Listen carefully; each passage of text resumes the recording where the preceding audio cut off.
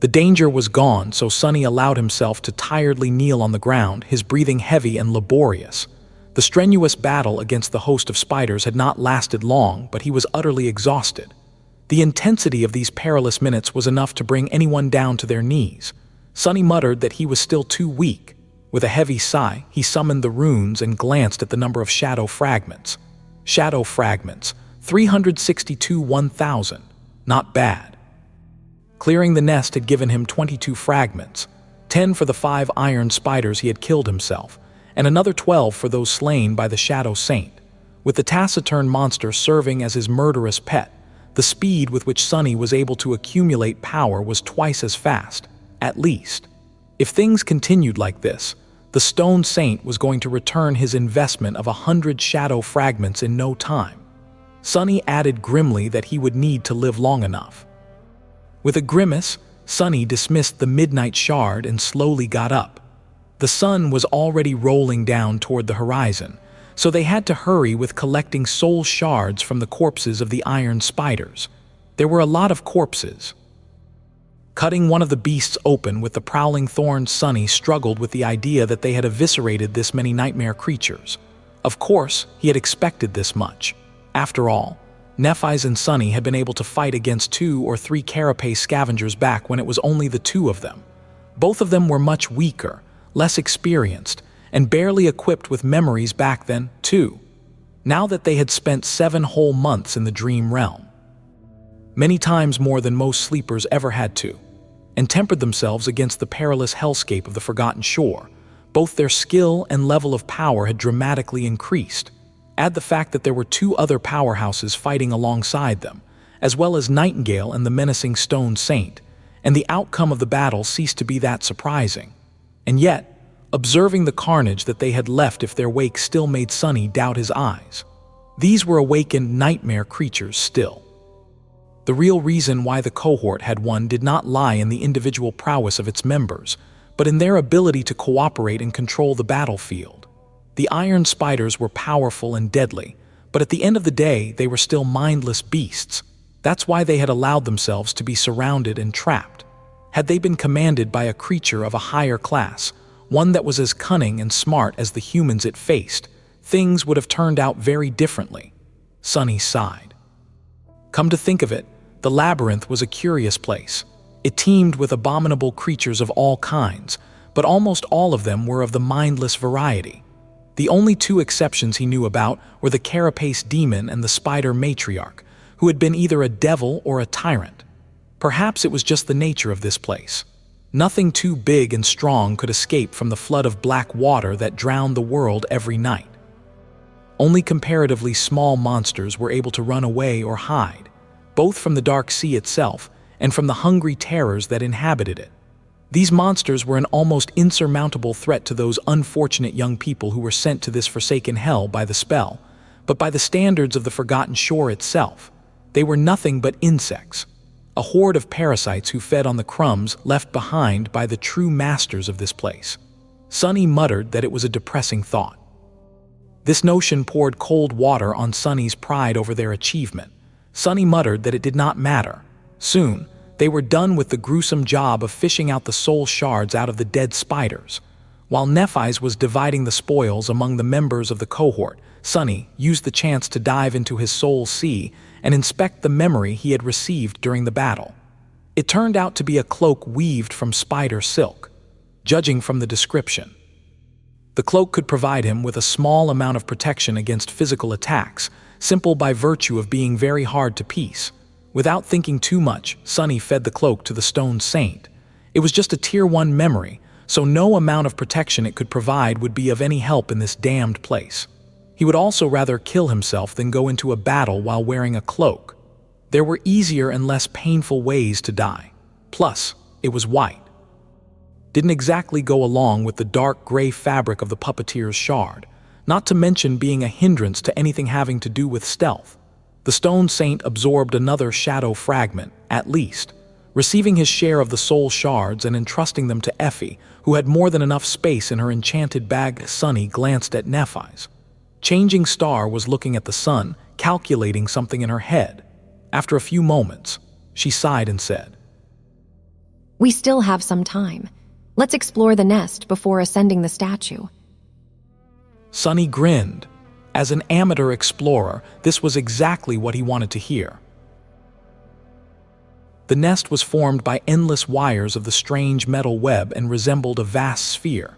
It was built around one of the legs of the stone colossus, effectively blocking the path to the bridge. The entrance was situated high above the ground and extremely wide. Looking at the diameter of that hole gave Sunny an understanding of just how big the spider matriarch had been. He shivered. The second lord of the castle had been a very powerful individual. Sunny didn't even want to imagine what the battle with the giant arachnid must have looked like. Inside, it was dark and damp. Drops of black water were falling from above, creating an ominous melody. Peering into the darkness, Sunny suddenly stumbled and froze for a moment. This, he didn't expect. A quick word before we press on. If the nightmare has its hooks in you tonight, do me a kindness. Tap like, hit subscribe, and we will face whatever comes next together. Now back into it.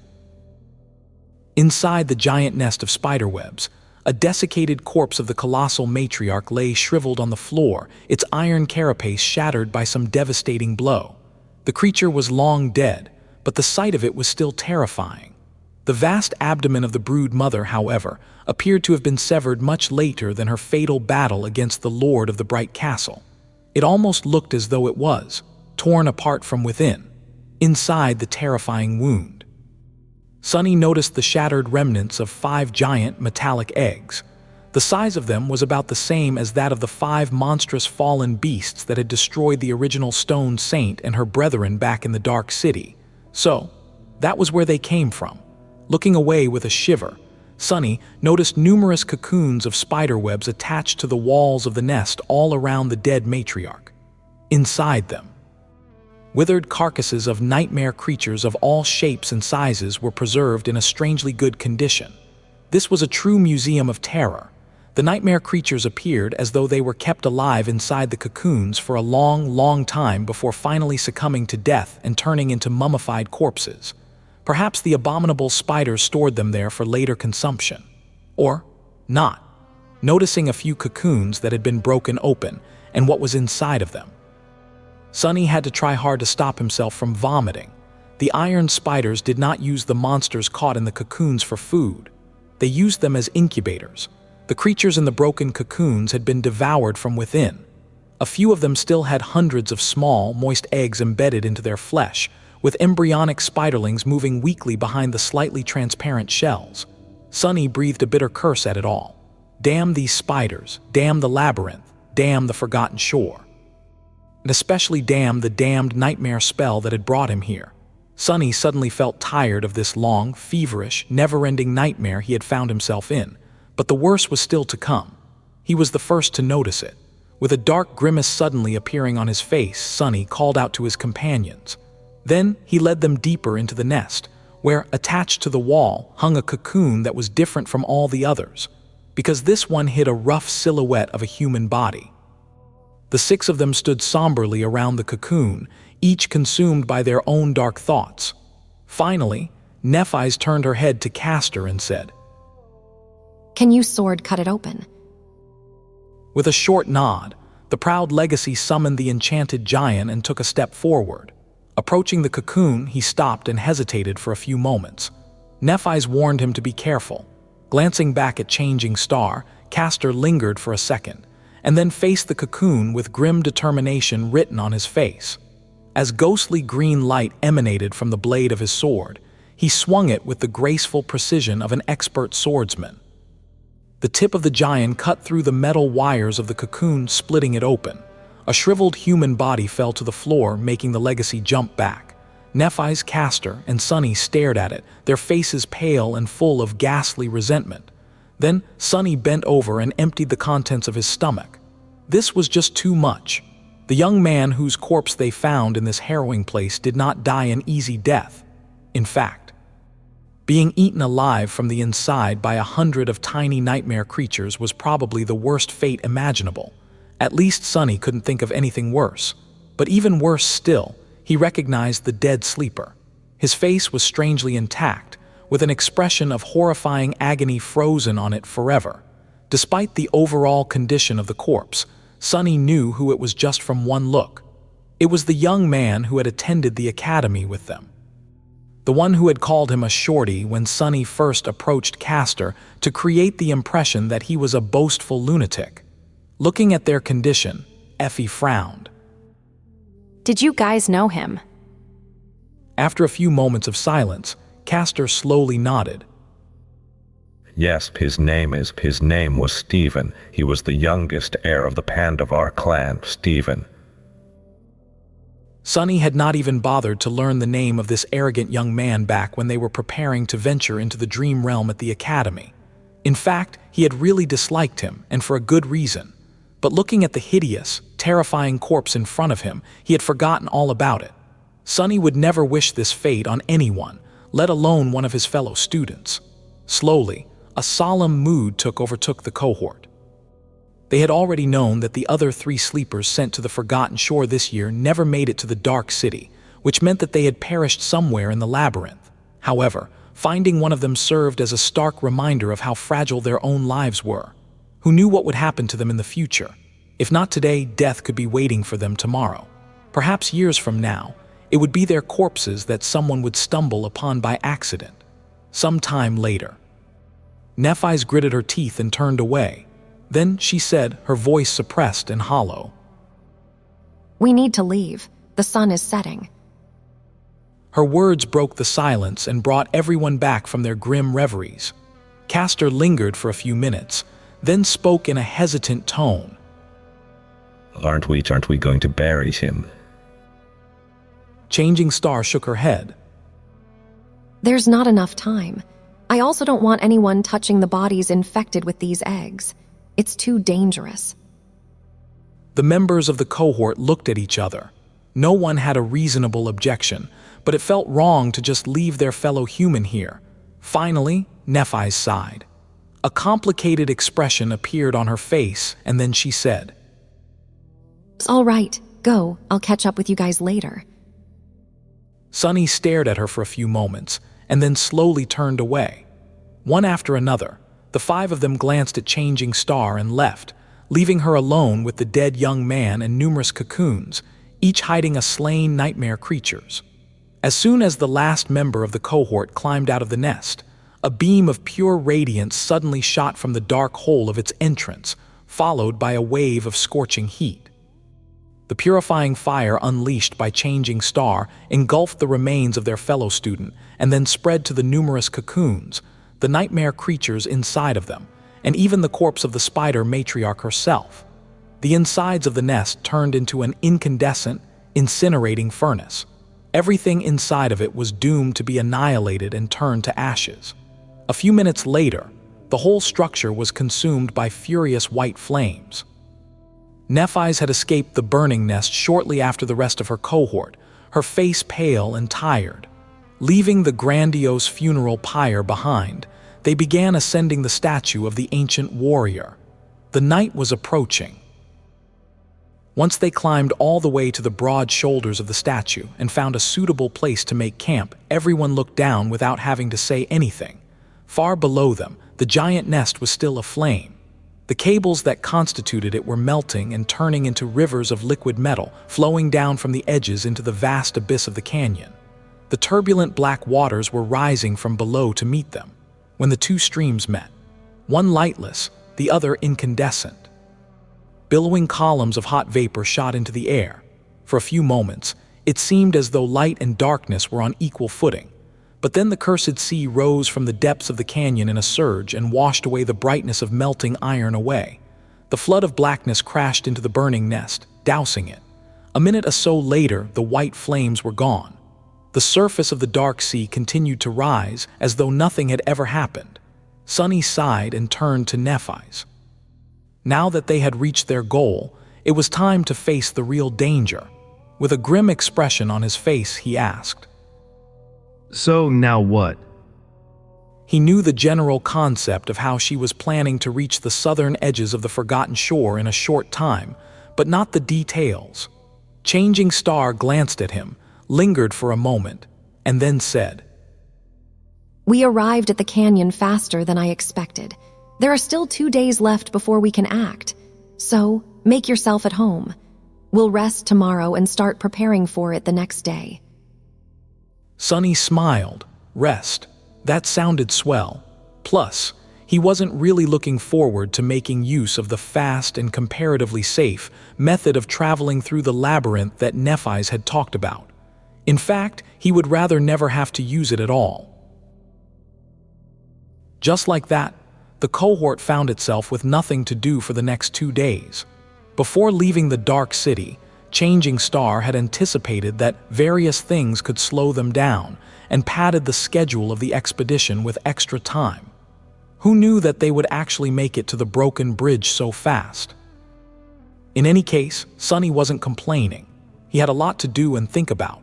For example, the mysterious connection between his Takai Effie spear and the headless statues that stood around the forgotten shore. The statues represented the 7 valiant heroes that had made an oath to return light to this cursed land thousands of years ago. Sunny had seen 3 of them by now: the knight, the graceful woman, and now this mighty warrior. Did every statue have a connection with a specific memory? If so, what was that connection? And why was Nephis so reluctant to share this information with everyone? Well, it wasn't like he and Changing Star were very close now. Sunny had drawn a clear line to denote the nature of their relationship himself. He insisted that he was not a true member of the cohort, but merely a hired specialist. Why would she share her secret with him? This was a logical conclusion, but Sunny couldn't help but feel a bit resentful. Despite the fact that he was her first partner, now, the situation had changed. Nephis had other people to rely on, like Castor. So why would she say that Sunny was the only person she trusted on the Forgotten Shore except for Cassie, and then hide her technique from Castor? Everything felt so complicated. In any case, there was an invisible line drawn between the core members of the hunting party and the outsiders, Sunny and Kai. No one consciously avoided them, but it was clear that the line existed. When all was said and done, the 4 true members of the cohort preferred each other's company. That's why Sunny and Kai ended up spending a lot of time together, chatting about this and that and generally having a nice time. Honestly, Sunny couldn't complain. As far as companions went, the charming archer was not the worst option. Plus, their conversations were extremely entertaining. Kai had a lot of fun stories about his life as a celebrity, while Sunny had plenty of macabre anecdotes about his life in the outskirts. Their life experiences were so vastly different that it was almost as though they were from different worlds. As a result, both felt like they were listening to fictional stories about some strange and fantastical land that they had never heard about before. Sunny spent the rest of his time training with the sword, trying to turn shadow dance from an ethereal concept into a practical set of core principles. The progress was painfully slow, but now there was progress, at least. He was having so much trouble because his chosen battle style was so strange and elusive, unlike most styles, which started with certain movements and steps. This one was supposed to imitate any movement and any step instead of introducing its own. So it was more about the state of mind and the flexibility of his physical behavior. Sunny had to create a set of training exercises that would allow his body and muscle memory to become capable of adapting to any style and turn pliable like a shadow. On the first day of trying, his whole body ached. Despite his incredible physical shape and experience with tough training, Sunny ended up straining the muscles that he didn't even know he had, and forced those that he did know about to behave in a way that was utterly different from what they were used to. Actually, his previous training was even detrimental to the whole process. He had to make himself unlearn a lot of things to allow for this strange style to take root in his very bones. Thankfully, the foundation of his technique was Changing Star's flowing style, which itself was designed for maximum adaptability. If Sunny learned another style or was further into mastering any existing technique, this would have been 10 times harder, if not impossible. Needless to say, his exercises were in no way similar to the beautiful and graceful dance he had seen in his dream. In fact, from the side, Sunny must have looked as though he was having a seizure. He caught more than one amused stare while practicing. It didn't matter. The only thing that mattered was that he was slowly pushing himself toward mastering the basics of shadow dance, and hopefully receiving his first relic. On the evening of the first of the 2 days that they had at their disposal, Sunny climbed all the way to the highest point of the statue and sat there alone looking at the setting sun. He felt as though he had to find a sense of balance that he had lost at some point along the way. Not because he missed it, but because he was going to need that balance to remain firm and steady when the moment of truth came. If he was right about the future, then this was probably the last day of peace he would experience until this whole thing was over. Not only the expedition, but all of it. Looking back, his behavior in these past few months was highly erratic. Where were the cold rationality and ruthlessness that saved him so many times in the past? The caution and devious cunning that allowed him to survive the first nightmare? He had not been acting like himself for a long time. Yes, his mental state had suffered greatly because of everything that had happened. But was it the only reason? Come to think of it, the first blow dealt to him was the bitter revelation that there was no gateway in the bright castle. After everything that Sunny had endured to make it to the dark city, the crushing intensity of their journey through the labyrinth, the diabolical trap of the soul devourer, and their escape from it, the cold and harrowing night of traversing the dark sea, all of it turned out to have been for nothing. Not only were they not rewarded for their efforts, but all of their hopes were mercilessly destroyed and obliterated instead. This alone was enough to drive a person mad. Then came the feeling of alienation he felt while living with Nephis, Cassie, and all the newcomers in the outer settlement. Instead of finding support and solace in the company of his friends, Sunny fell into his old habit. Unconsciously, he turned himself into an outcast to prevent anyone from making him one. This was the most noticeable, but not the only instance of him regressing to his old self. After fighting so hard to change and grow, Sunny ended up abandoning most of the lessons he had learned after becoming infected by the nightmare spell. He was almost like an addict relapsing after a few days of sobriety and giving up completely because of this one small mistake. But who could blame him? Sunny was already shaking under the pressure of the situation. One little push and he would fall under its weight. In the end, it was not one, but 3 blows that shattered him completely, as though the world wanted to make sure that he was truly broken. First was the terrible epiphany of what Cassie's vision really meant. Almost instantly after that, while Sunny was still reeling, came the fatal mistake in the conversation with Harper and the brutal murder that followed. And if that was not enough, the person he relied on the most to keep his sanity in this cursed place, Nephis, made it impossible for him to trust her any longer. Anyone would have collapsed under that weight. And yet Sunny managed to keep his balance, even if just barely. The final straw that finally broke him was the excruciating, never-ending sea of torturous pain he suffered after being mortally wounded by the Black Knight. After that, Sunny had relinquished all pretense of having control. And now here he was, playing the fool, acting like a fool, and fooling around with Kai and Effie. Wasn't it fun? Wasn't it easy? Yes, his mental state wasn't great, but it was also very convenient to blame everything on this condition. The truth of it was that Sunny did not try to rein himself in at all. In fact, he welcomed this madness. Being a bit crazy was comforting, simple, and safe. It protected him from having to look at the heartbreaking truth and remember it. Sunny needed the shield of madness to save himself from the bottomless despair that threatened to destroy him completely. So what if he was prone to act recklessly in this state? So what if he made mistakes here and there and took unnecessary risks? Anything was better than having to face that despair. Just like Nephis had said, one had to become a little insane to survive in the world that had gone mad. And yet, Sunny knew that what he was doing was nothing but hiding his head in the sand. And now that the end was approaching, he had to stop hiding from the truth. He had to admit and endure it. This was the only way for him to survive. As the sun disappeared behind the horizon and the absolute darkness drowned the forgotten shore, he sighed deeply and whispered that it was time to wake up. The next day, 6 humans were standing at the edge of the vast canyon as the twilight of dusk drowned the world in shadows. Far below them, The black waters of the cursed sea were raging, rising from the depths in a terrifying, obliterating wave. In a few minutes, all light was going to be completely gone. And then the flood of darkness would wash over the world, destroying anyone left standing in its path. And yet, the humans were not rushing to get away.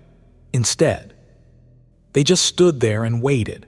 Looking down into the canyon, Sonny gritted his teeth and shivered. Then he glanced at Nephis and licked his dry lips. Sonny asked if she was sure about this. Changing Star did not spare him a look and simply nodded. Despite the fact that the rising black water was quickly approaching them, her face was calm and composed. A moment later, the last vestiges of sunlight disappeared, leaving them in utter darkness.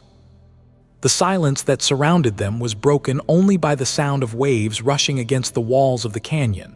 Getting closer and closer, Nephis commanded them to prepare themselves.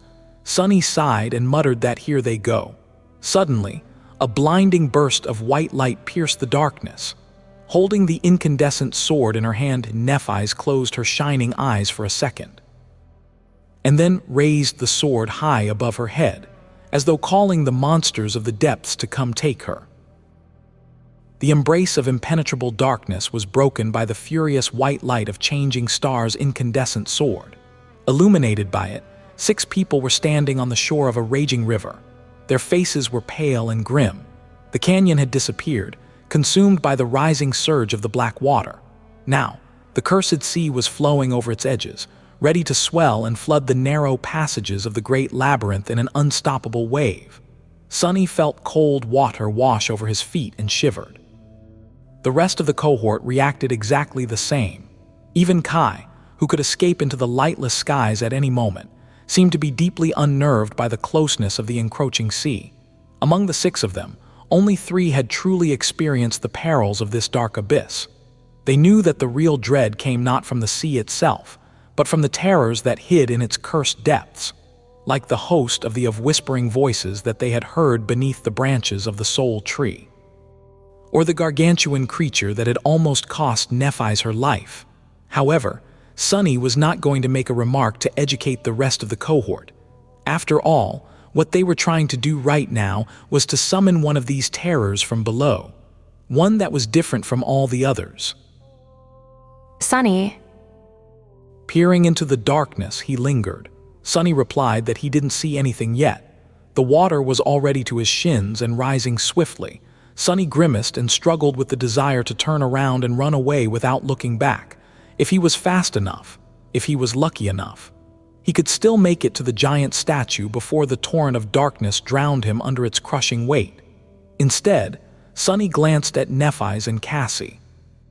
The blind girl had glimpsed this secret of the forgotten shore in her visions and shared it with Changing Star. Changing Star had devised a plan to make use of it.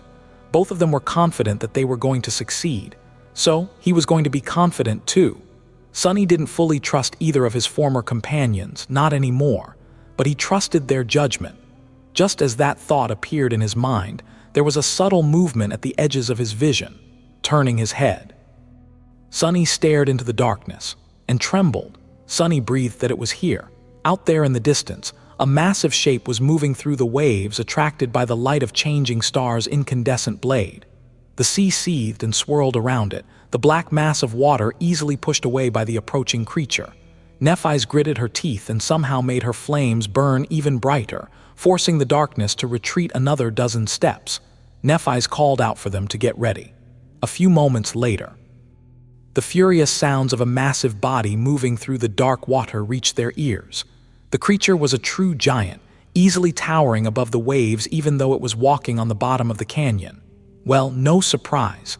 Full of terror and awe, Sonny watched as the thing they were waiting for came closer. Soon, he could discern the general shape of it. 2 hills that rose above water were its shoulders, and right between them, where the head should have been, there was nothing but emptiness. There were 7 headless statues on the forgotten shore, but only 6 marks on the map created by Nephis, not because she had failed to learn of the 7th one, but because the 7th statue never stayed in one place for too long. And now, that stone colossus was walking through the flooded canyon, his shoulder scraping against one of its walls. The wide chest of the headless giant pushed the water away, creating whirlpools in his wake. Raising one colossal arm, the statue easily destroyed the protruding remnants of the ancient bridge that got in its way. The debris rained into the black waves, disappearing into them without a trace. This was their fast and safe, comparatively, method of traveling to the edges of the forgotten shore. Truly insane, Sonny thought, stunned by the sheer scale of everything that was happening. Come to think of it, it was really ironic. The next day after he had decided to return to some semblance of sanity, something this crazy was about to transpire. It was as though the whole world was mocking him. Shaking his head, Sonny turned to the cohort and yelled that he was coming. The black water was already to their knees. The members of the cohort tensed and prepared themselves for what was about to come. They only had one chance to do this. Failure meant death. A few moments later, the massive shape of the stone colossus entered the circle of light created by Nephis.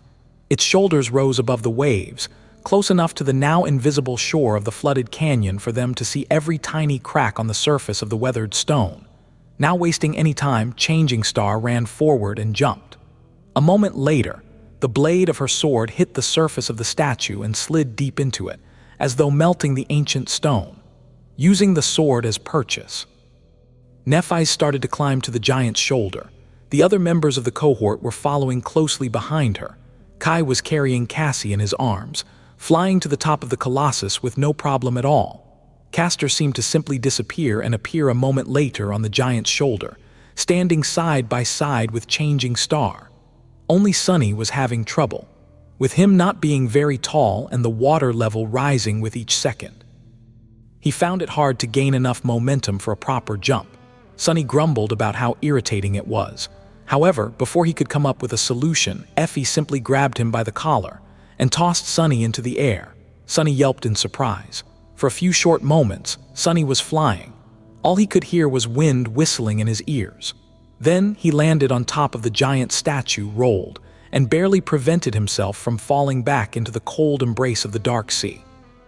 Before he could even stand up, the mighty huntress landed near him and grinned. Such a light.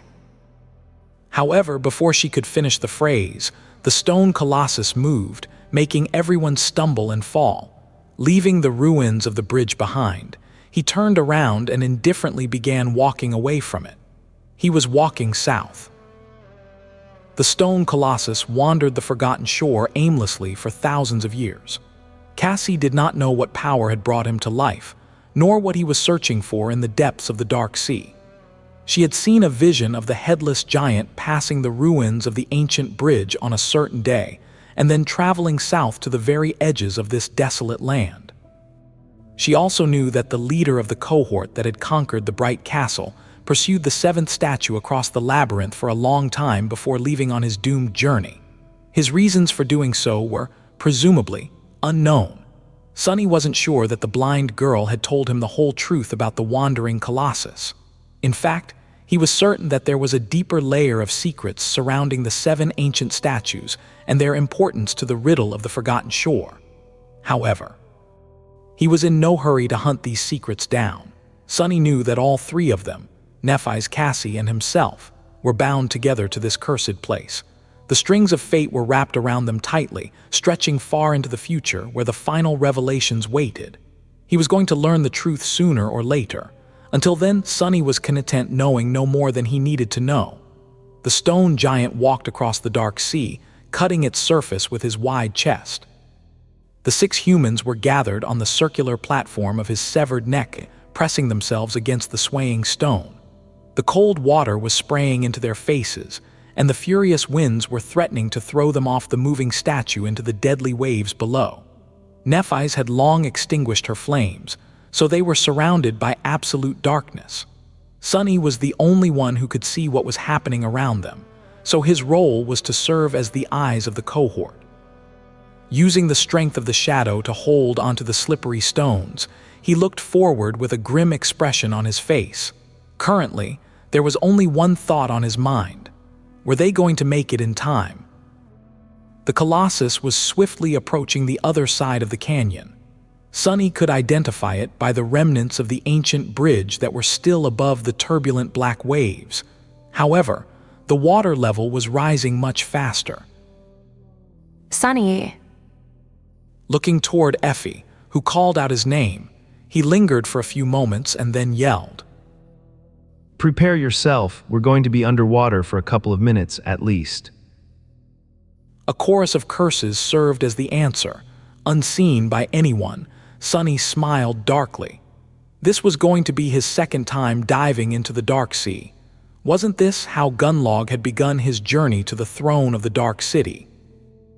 Maybe Sunny would be a king himself. One day, Sunny called out the word now. The black water rose higher and higher. The shoulders of the giant were already submerged in its lightless depths. The circular platform was going to be next. They were so close to the shore. As the stone colossus moved across the bottom of the canyon, the platform rose and fell. After another fall, it was finally lost beneath the waves. The cold, salty water crashed into them and then swallowed the entire world. The members of the cohort desperately held onto the cracks in the stone, trying to prevent themselves from being washed away by the raging current. No one would be able to save them if they were. Sunny closed his eyes, knowing that he would not be able to see anything through the impenetrable darkness of the cursed sea. Instead, he relied on his shadow sense, hoping that it was going to help him feel if something approached them from the depths. Now, all Sunny had to do was hold tight and hope that the headless giant would reach the shore of the canyon before he ran out of breath. Thankfully, everyone present was strong and powerful. Their physical form was either at the pinnacle of human ability or slightly above it. Several minutes underwater were not going to kill them, most likely.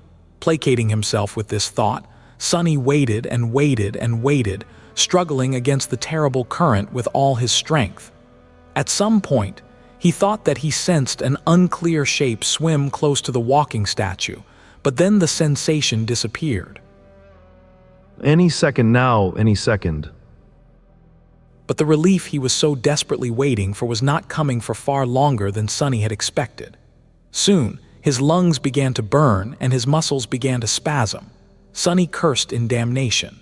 If he was having trouble, then others must have been in far worse shape.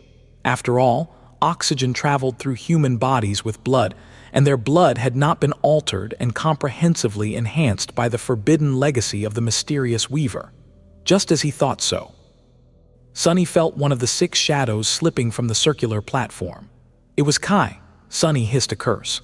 Fortunately, before the colossus plunged into the dark depths, the charming archer had been worried about Cassie and tied himself to her with the help of the golden rope. Surprisingly, the blind girl turned out to be more resilient than him in the end. Now, she was holding both of their weights, desperately grabbing onto a narrow crack in the ancient stone. Kai's unconscious body was floating a few meters behind her. He was safe, for now. But how long would Cassie herself be able to hold on? When Sunny felt his mind weakening, his body was suddenly slammed into the platform with tremendous force. The stone giant was climbing out of the canyon. His massive hands grabbed onto the edge of it, and with one devastating pull, the colossus threw himself upward. Sunny snarled a curse. Sunny felt as though he was aboard the worst amusement ride in human history. His bones groaned, being pressed down upon by an invisible weight. A few moments of this torture, and they were above water once again. Desperately grasping for air, Sunny inhaled several times and then weakly looked at the unconscious form of Kai. Crawling toward the archer, he grabbed him and dragged the body back to the rest of the group. Entrusting him to Cassie, Sunny looked down at the dark water below, and suddenly growled in a low voice. Turning her head, Nephis asked with a deep frown on her pale face. Sunny, what is it? Looking at the torso of the giant statue, he gritted his teeth and lingered for a few moments before answering. Then, in a voice that was dreadfully grim, Sunny said that they had a passenger. The colossus rose from beneath the turbulent waves, rivers of black water streaming down his stone body. Now that the walking statue had climbed out of the canyon, the cursed sea was barely up to its abdomen. For the moment, once the dark waters reached higher, the giant would be submerged in them up to his shoulders once again. Sunny had to get rid of the unwelcomed passenger until then.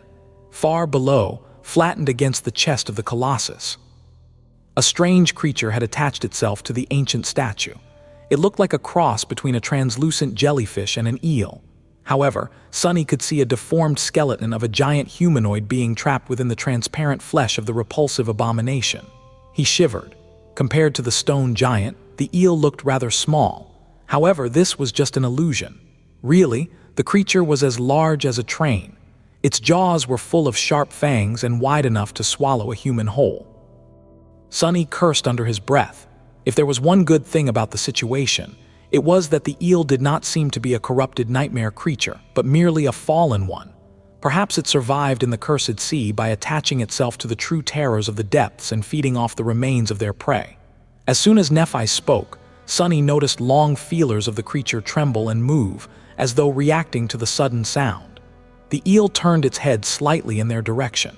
When he answered, the feelers rippled once again, and the monstrosity turned its head once more, this time staring directly at Sunny. Sunny muttered a curse. A moment later, translucent tentacles appeared from beneath the abomination's body and shot up, finding cracks in the weathered stone and pulling it toward the neck of the colossus, where the cohort was. Changing Star must have felt something, because tiny white sparks suddenly ignited in the depths of her eyes. Sunny put a hand on her shoulder and shook his head, warning her not to. Stone giant or not, lighting a beacon in the middle of the cursed sea was not the best of ideas. Now that it had escaped the confines of the canyon, the real horrors were out and about. Just like the cohort had discussed before, light was their last resort, something they would summon only if the moment came where there was no other choice but for all of them to fight. And whether Sunny liked it or not. That moment was not upon them yet. With a reluctant scowl, he turned away and said that he would handle it. The giant eel was his problem to solve. Sunny grumbled about how he was supposed to get rid of the thing. Looking down, Sunny calculated that he had a dozen or so seconds left before it was time to act. The repulsive abomination was slowly crawling toward them, scaling the torso of the giant statue at a disturbingly steady pace. Sunny urged himself to think. Several seconds later, Sunny approached Effie and kneeled by her side. Taking the huntress by the hand, he put something into her palm and said, Do you feel the colossus moving up and down? That's his steps. I need you to start counting them. If I'm not back after 30 steps, throw the thing I gave you in that direction as hard as you can. All right. Effie gave him a nod. Her usual humor was gone, replaced by grim determination. Sunny said it was good and wished her luck. The huntress lingered for a moment and then said, Good luck. When he was ready to walk away, she suddenly gripped his arm. Sunny stopped and raised an eyebrow and asked what. Effie hesitated before speaking. Listen, Sunny, if you die, I can have your soul shards right. He stared at her for a second, his face twitching. Sunny snapped at the wench, then added that if he died, all his shards were to be thrown into the sea and no one was to get anything. With that, he left the cohort behind and walked to the edge of the swaying stone platform. Here goes nothing. Jumping down, Sunny slid to the giant's shoulder and caught himself from falling all the way into the raging waves by grabbing onto a crack in the stone. To his right, the shoulder was slowly moving as the colossus swung his hand. To his left, a curved path of stone led all the way across the chest of the statue to its other shoulder. This curving path was, in fact, the collar of the giant's tunic, carved masterfully from stone by the unknown sculptor. Stepping on it, Sunny struggled to keep his balance on the swaying, slippery surface and hurried forward. Soon, he was directly above the climbing eel. The abomination was already close, allowing Sunny to discern every repugnant detail of its translucent, giant body. Sunny grumbled about why everything had to be so disgusting. A moment later, he sighed. Sunny muttered that they should try this. Summoning the prowling thorn, Sunny gritted his teeth and cut his forearm, smearing some blood on the blade of the kunai. Then, he used all the strength he had in his body to hurl the dagger down. The prowling thorn spun in the air and hit the giant eel right in the place where its eye should have been. Sunny did not notice any visual organs on the creature's body, but on the deformed humanoid skull hiding beneath the flesh, that's where the eye socket was. The kunai wedged itself deep into the monster's head, causing a small fountain of crimson blood to erupt upward. Of course, such a tiny wound was nothing for a creature of this size. For a moment, everything became silent. Then, hundreds of slender tentacles suddenly exploded from the eel's flesh and shoot in Sunny's direction in a chaotic, slithering mass of translucent flesh. Sunny cursed loudly. Forced to dismiss the prowling thorn to avoid being thrown off the ledge, Sunny lunged forward. A moment later, the tentacles reached his previous position and crashed into the stone, sending shards flying into the air. Sunny kept running, knowing that the tentacles were just a second away from piercing him. The sounds of breaking stone were thundering just behind his back, getting closer and closer with each moment. The prowling thorn appeared in his hand once again. Reaching the end of the path and with nowhere left to run, Sunny cursed and jumped straight into the darkness. The eel tried to catch him, but was a second too late. Sunny cursed sharply. Falling toward the dark waves, Sunny threw the kunai in the direction of the stone giant's hand. Instead of a weapon, the colossus was holding a tool that resembled a mason's hammer. The kunai curved in the air and wrapped the invisible string around its shaft. Sunny warned himself that this was going to hurt.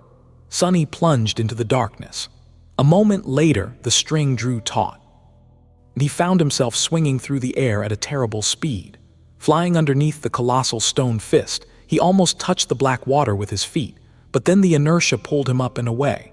After a few seconds of weightlessness, Sunny landed on the hammer's head and let out a shaky breath. Without wasting any time, he dislodged the prowling thorn and pulled it into his hand, then wedged the dagger in a narrow crack on the surface of the giant hammer. Landing on it was one thing: staying here. Though that was something else entirely.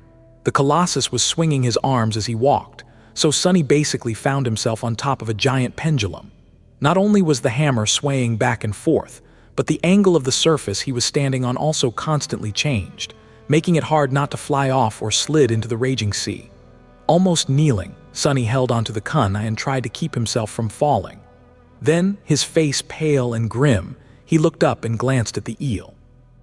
Sunny taunted the creature, calling it a slimy worm and telling it he was right there. The abomination lingered for a few moments, considering whether it should continue to climb up or follow the sound made by the prey. Finally, it twisted its long, repulsive body and slid over the shoulder of the giant, crawling down his arm. Towards Sunny. Sunny urged it on to come.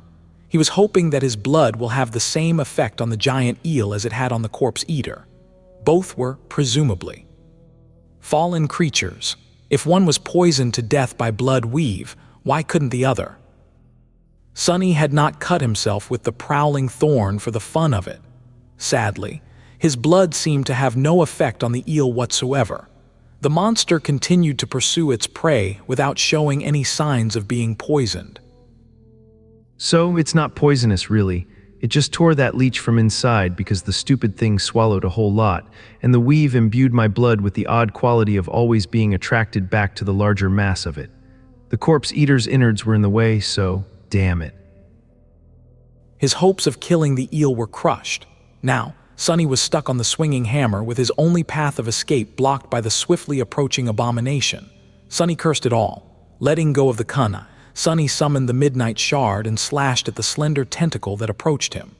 Even enhanced by the shadow, the blade of the takai failed to cut the flesh of the fallen creature, and instead simply batted it away. Sunny muttered that this was not good. The eel had two types of tentacles. Some were thick, powerful, and few in number. These ones were used to push its massive body forward and hold onto the swinging arm of the colossus. The other tentacles were slender, long, and numerous. These were the ones that Sunny now had to dodge and fight against. The closer the eel got, the more tentacles assaulted Sunny from all sides. Dodging and deflecting them while maintaining his balance on the chaotically swinging hammer was an almost impossible task.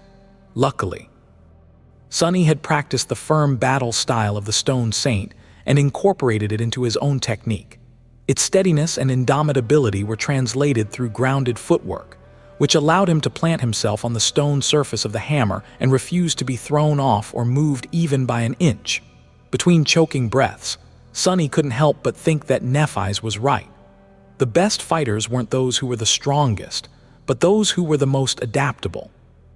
The foundational style he had learned from her had served him well on the streets of the Dark City. But if he had continued to follow it narrowly and neglected to add flexibility to his technique by incorporating the stone saint style into it, he would be dead by now. The dream realm was wild, unpredictable, and often defied logic. It threw all kinds of horrors at those unfortunate enough to step foot inside its vast expanse. Take this situation, for example. What kind of a person would imagine that, one day, they would have to fight a translucent eel the size of a train atop a walking stone colossus? Sonny certainly never expected to find himself in such a situation. Only a complete lunatic would. That's why adaptability was the most important trait an awakened fighter could possess.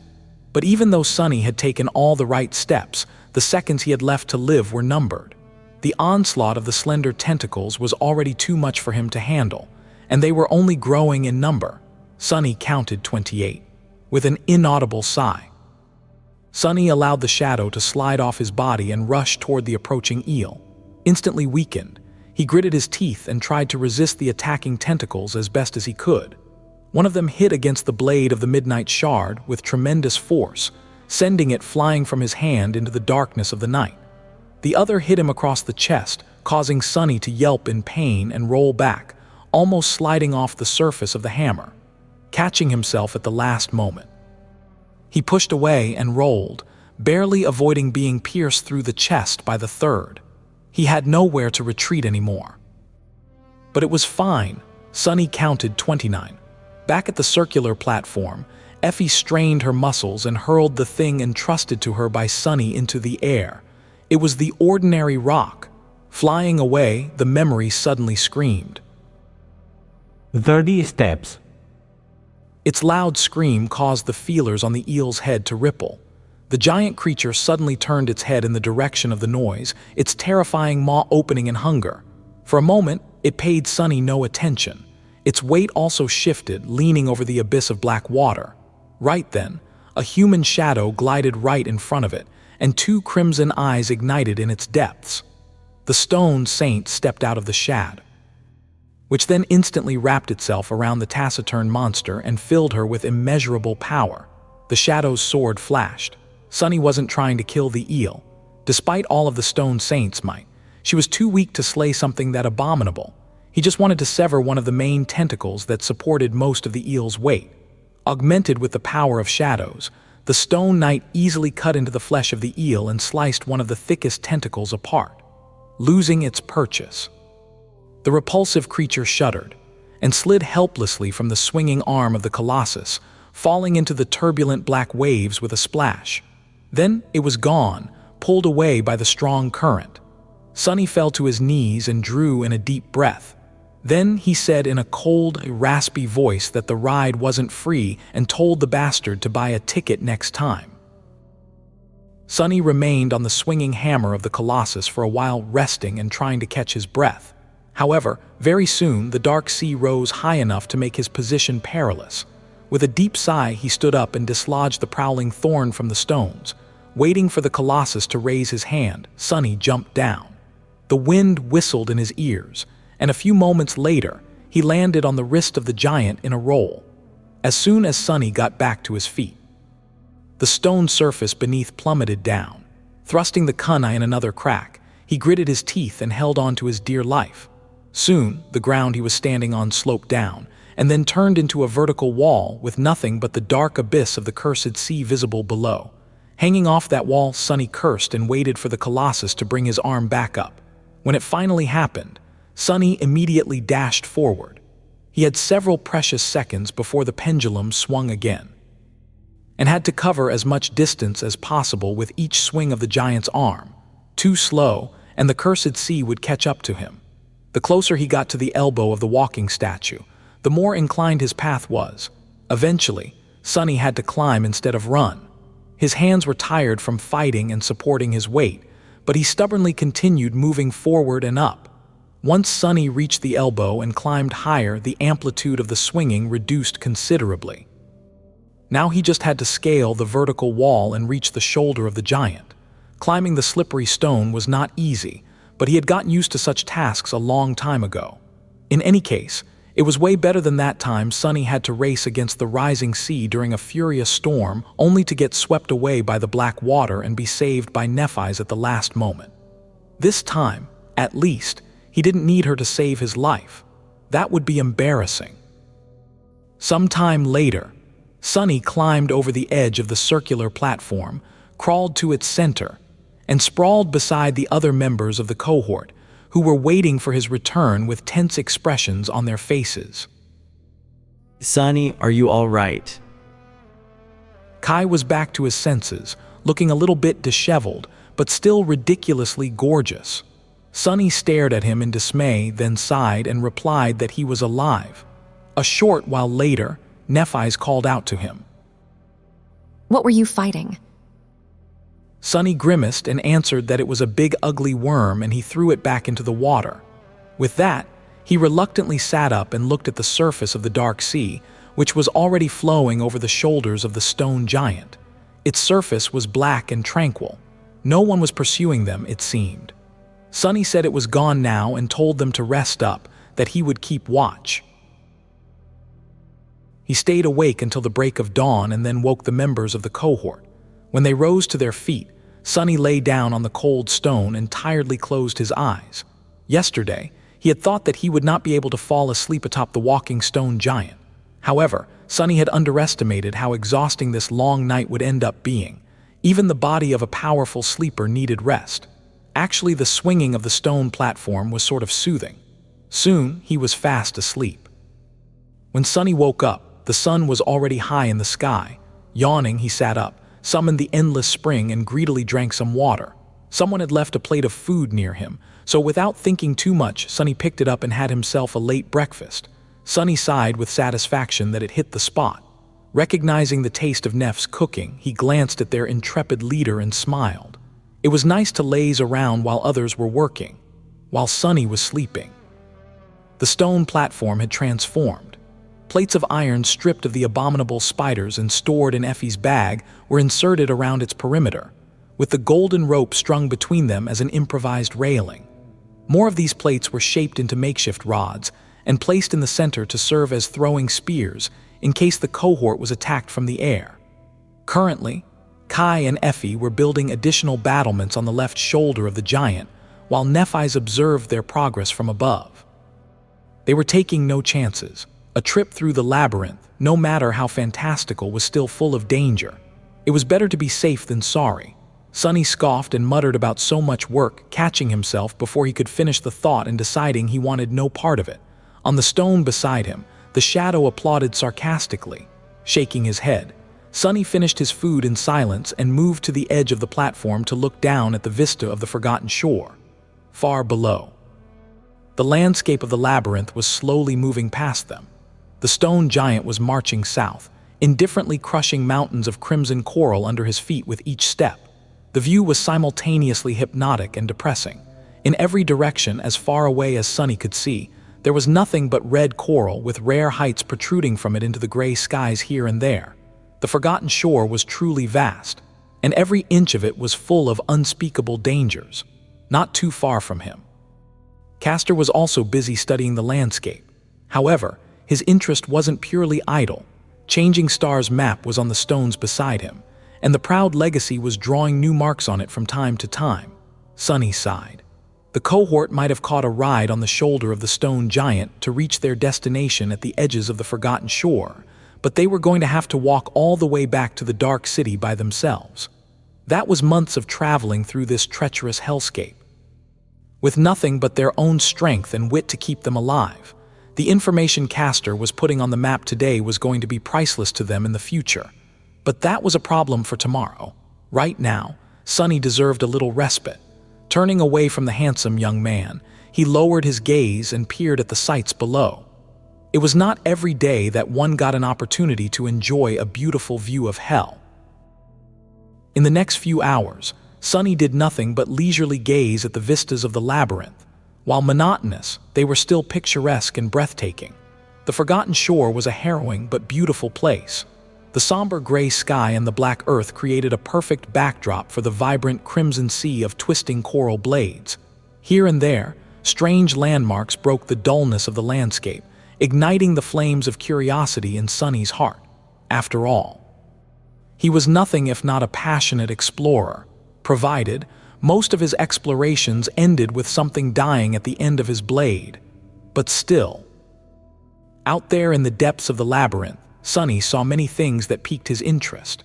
The skeletal remains of colossal monsters, with signs of ferocious battles written in the marks on their bones, broken wrecks of giant vessels with terrible breaches in their mighty hulls, abyssal chasms that were full of darkness and emptiness, leading into the depths of this cursed land where true horrors dwelt, and things he couldn't even describe, let alone identify.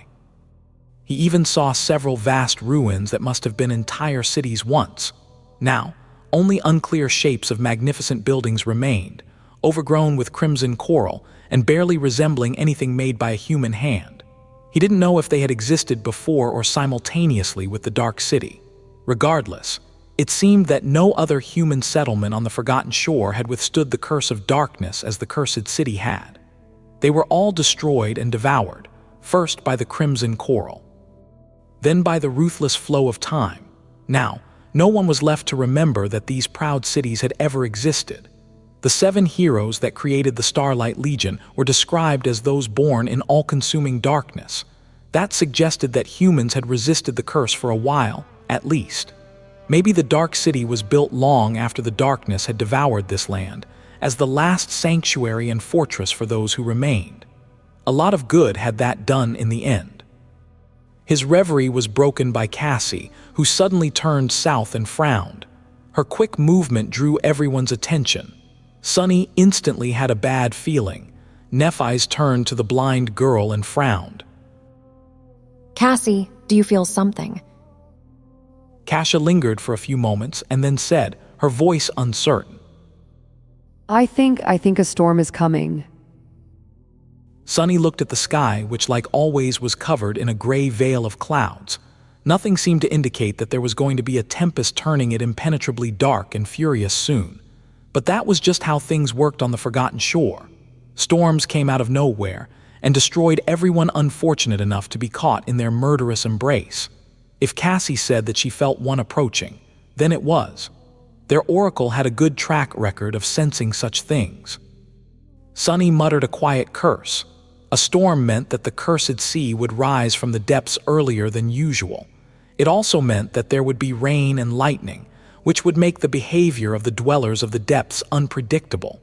It also meant hurricane winds, and that was really bad news when you were stuck on a moving colossus 200 meters above the ground. Nephis gritted her teeth. You heard her. Prepare. However, the blind girl interrupted her. Wait, there is something else. Changing Star lingered for a moment, then asked. You are sensing another threat.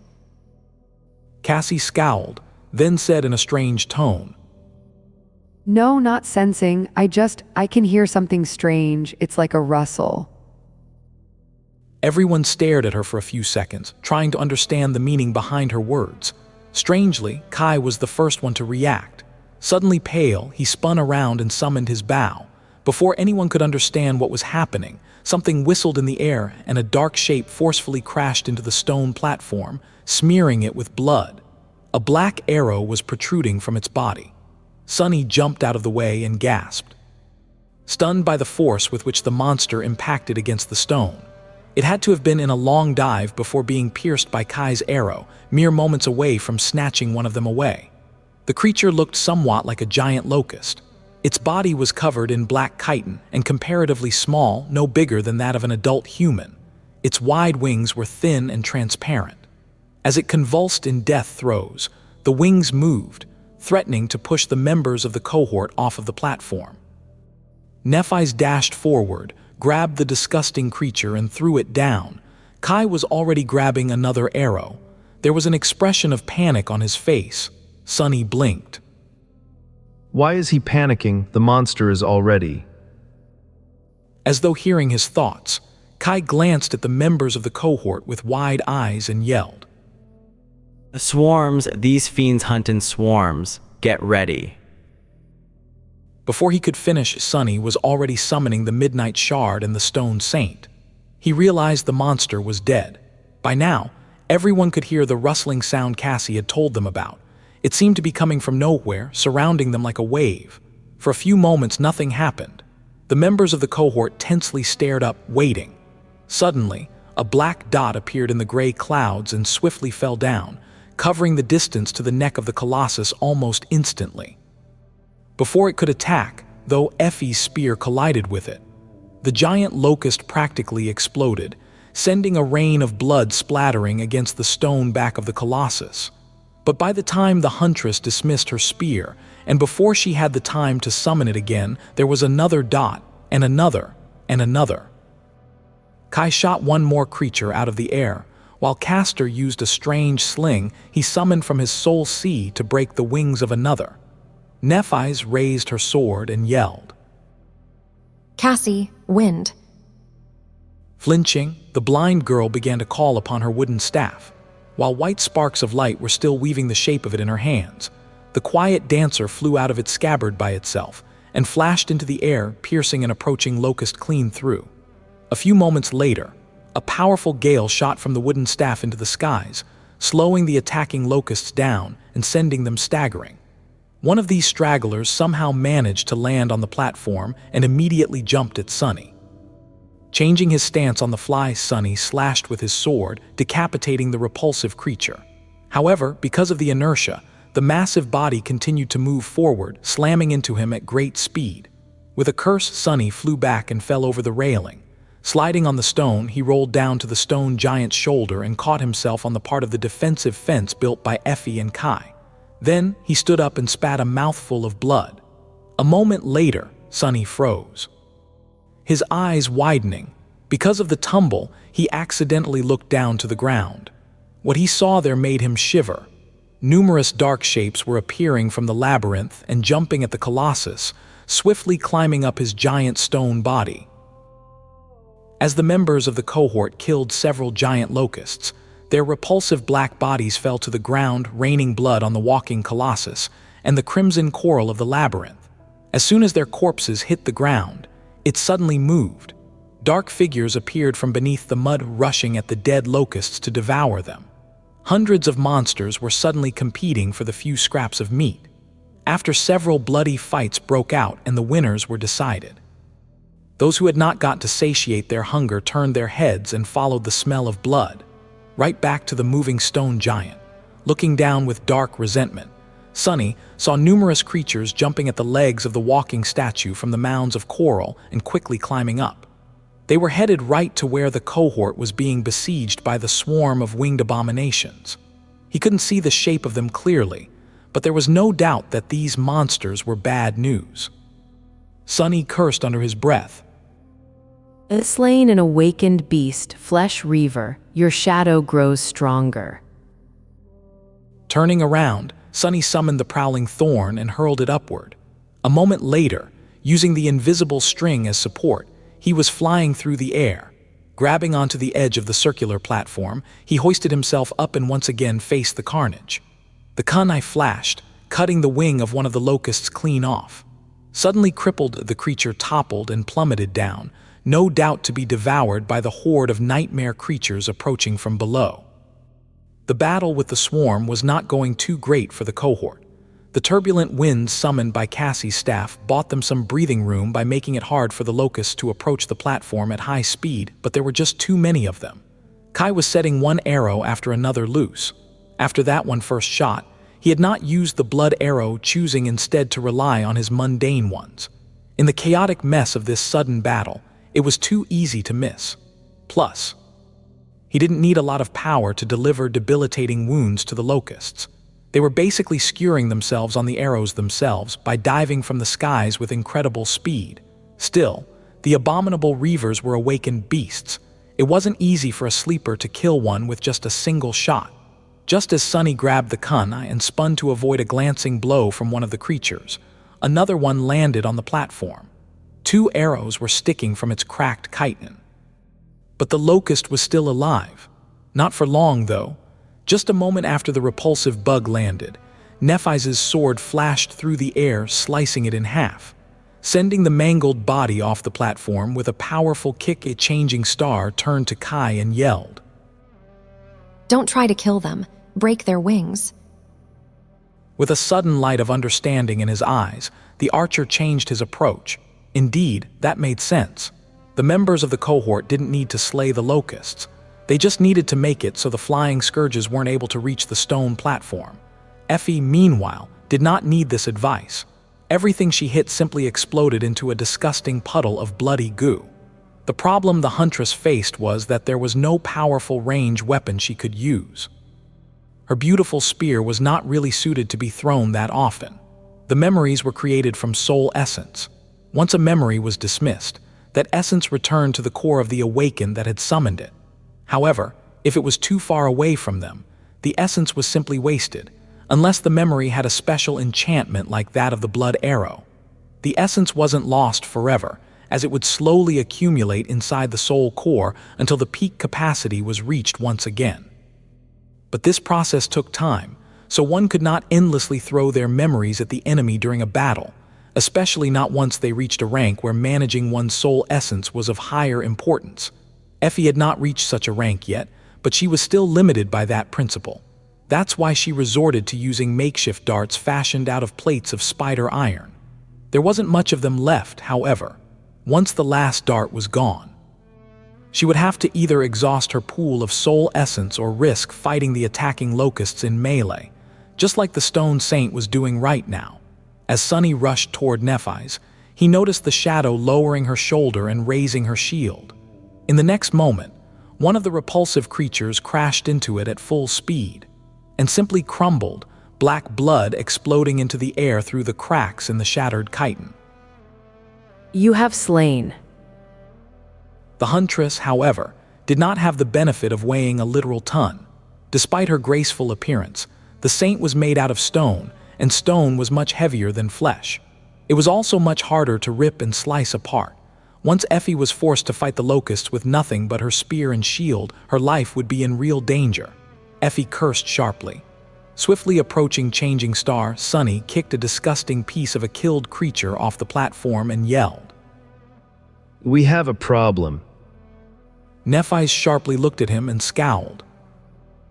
What? Sunny hesitated for a moment and then gestured down. There's a couple of 100 labyrinth creatures crawling all over the colossus. They'll be here pretty soon. Nephis gritted her teeth, then glanced at the members of the cohort. Cassie was holding the wooden staff, sending powerful bursts of wind into the sky to slow down the attacking swarm. The quiet dancer was flashing through the air, protecting her from the locusts to the best of its ability. Castor was spinning his strange sling, aiming at the wings of the repulsive creatures. His face was calm and grim. Everyone was barely holding on and one mistake away from death. With a dark look in her cold gray eyes, Nephis looked at Sunny. Then she said, Come with me then. Briefly giving Castor a few instructions, Nephis walked over to the edge of the platform and looked down. When she saw the numerous creatures climbing the stone giant, a grim expression appeared on her face. Sunny weighed the prowling thorn in his hand and asked, So what's the plan? Changing Star glanced at him and smiled darkly. What else? Kill as many as you can. With that, she jumped down and landed softly on the shoulder of the colossus.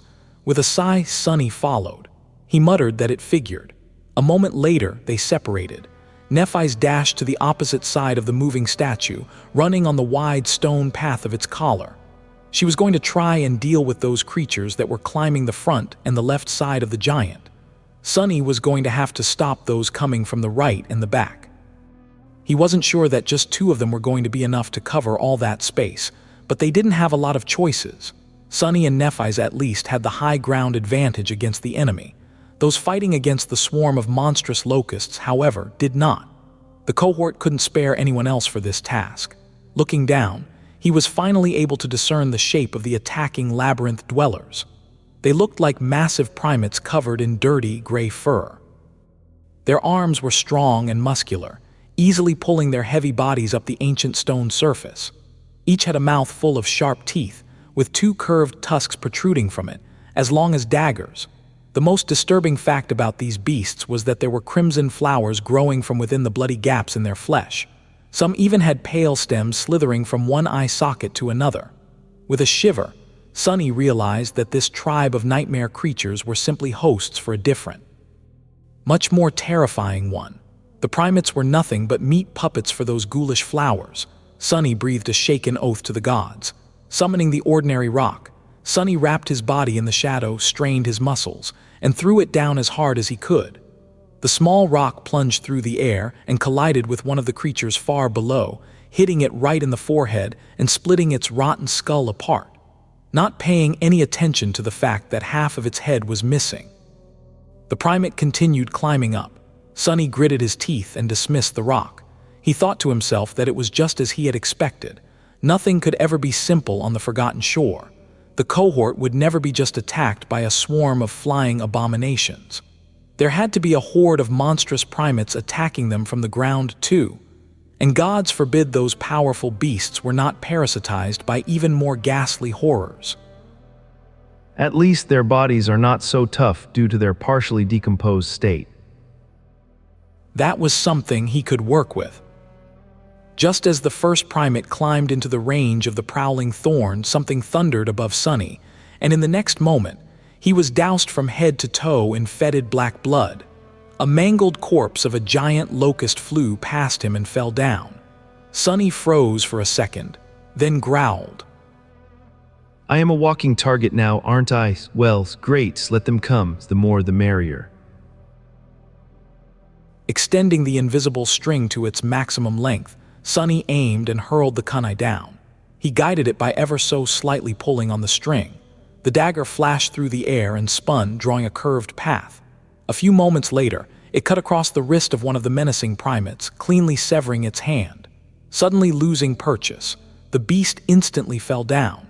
After plummeting from the deadly height, it hit the crimson corals below and practically exploded into bloody chunks.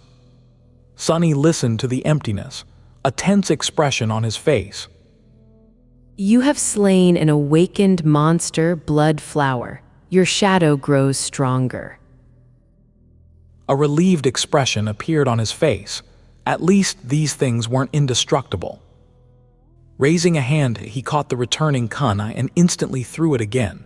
There wasn't much time left. Countless beasts were climbing up the stone body of the ancient colossus, covering a frightening amount of distance with each second. He had to slaughter as many of them as he could before they reached the battlement constructed on the giant's shoulder, or else they were going to rip him apart. In the next few minutes, Sunny did nothing but control the prowling thorn as it flew through the air, cutting through flesh and bone alike. The heavy kunai never stayed in his hand for more than a second, reaping a bountiful harvest of lives. More than a dozen beasts, those who were ahead of the approaching horde, were thrown off the statue and fell to their deaths, rewarding Sunny with an enviable amount of shadow fragments. However, he was still too slow.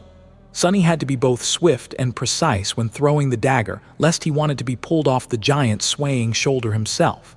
What's worse, he had to constantly pay attention to the sky and dodge the attacking locusts when they dove from above to devour him. The horde of terrible beasts was getting closer and closer, their arrival as inevitable as it would be fatal. The situation got even worse when another group of them reached the gargantuan statue's back. Now, Sunny not only had to deal with the monsters climbing its side, but also rush from his perch on the shoulder of the steadily moving colossus to the treacherous path of his collar to prevent the fastest climbers from reaching too high.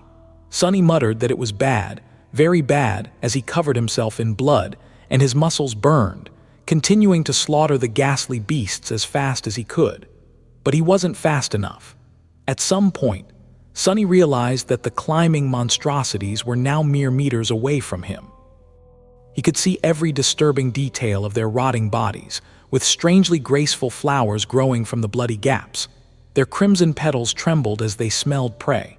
Suddenly, one of the primates strained its powerful legs and jumped into the air, instantly covering the remaining distance to Sunny's position.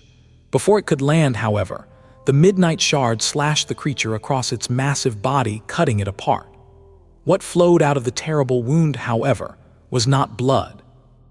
but a vast cloud of red pollen. Before Sonny could register the fact, he had already breathed in a whole lungful of it. His eyes widened. Oh no, this is not good. As the red pollen settled in his lungs, Sonny suddenly sensed something subtly moving inside them. Then a wave of excruciating pain pierced his chest. With a loud scream, he fell to his knees and grabbed at the puppeteer's shroud. A stream of blood escaped from his mouth and splashed on the ancient stone. In it, tiny blooms were sprouting roots, greedily drinking the crimson liquid and growing with visible speed. Looking at them with dark resentment, Sonny gritted his teeth and slowly stood up. By the time he straightened his back, the pain had subsided a little. The bloodthirsty flowers were already turning black and dying, destroyed by the odd blessing of the blood weave. The insidious nightmare creature tried to devour him from inside, but really, it just signed its own death sentence. In a few short minutes, it would be destroyed completely by the furnace of his tenacious body. And even if some part of it survived, Nephis's purifying flames were going to finish the job. Until then, he would just have to endure this torture. Come closer, you bastards. As the midnight shard appeared in his hands, another monster was already climbing onto the shoulder of the walking colossus. Lunging forward, Sonny brandished his sword and decapitated the foul creature, then kicked it in the chest to send it flying down. A moment later, he jumped back, narrowly avoiding being grabbed by another primate. Before the beast could even react, the razor-sharp takai flashed across its body, severing both of its arms. More red pollen burst into the air, holding his breath. Sonny shifted his stance and attacked once again in one swift, fluid motion. The midnight shard pierced the knee of the massive primate, making it topple.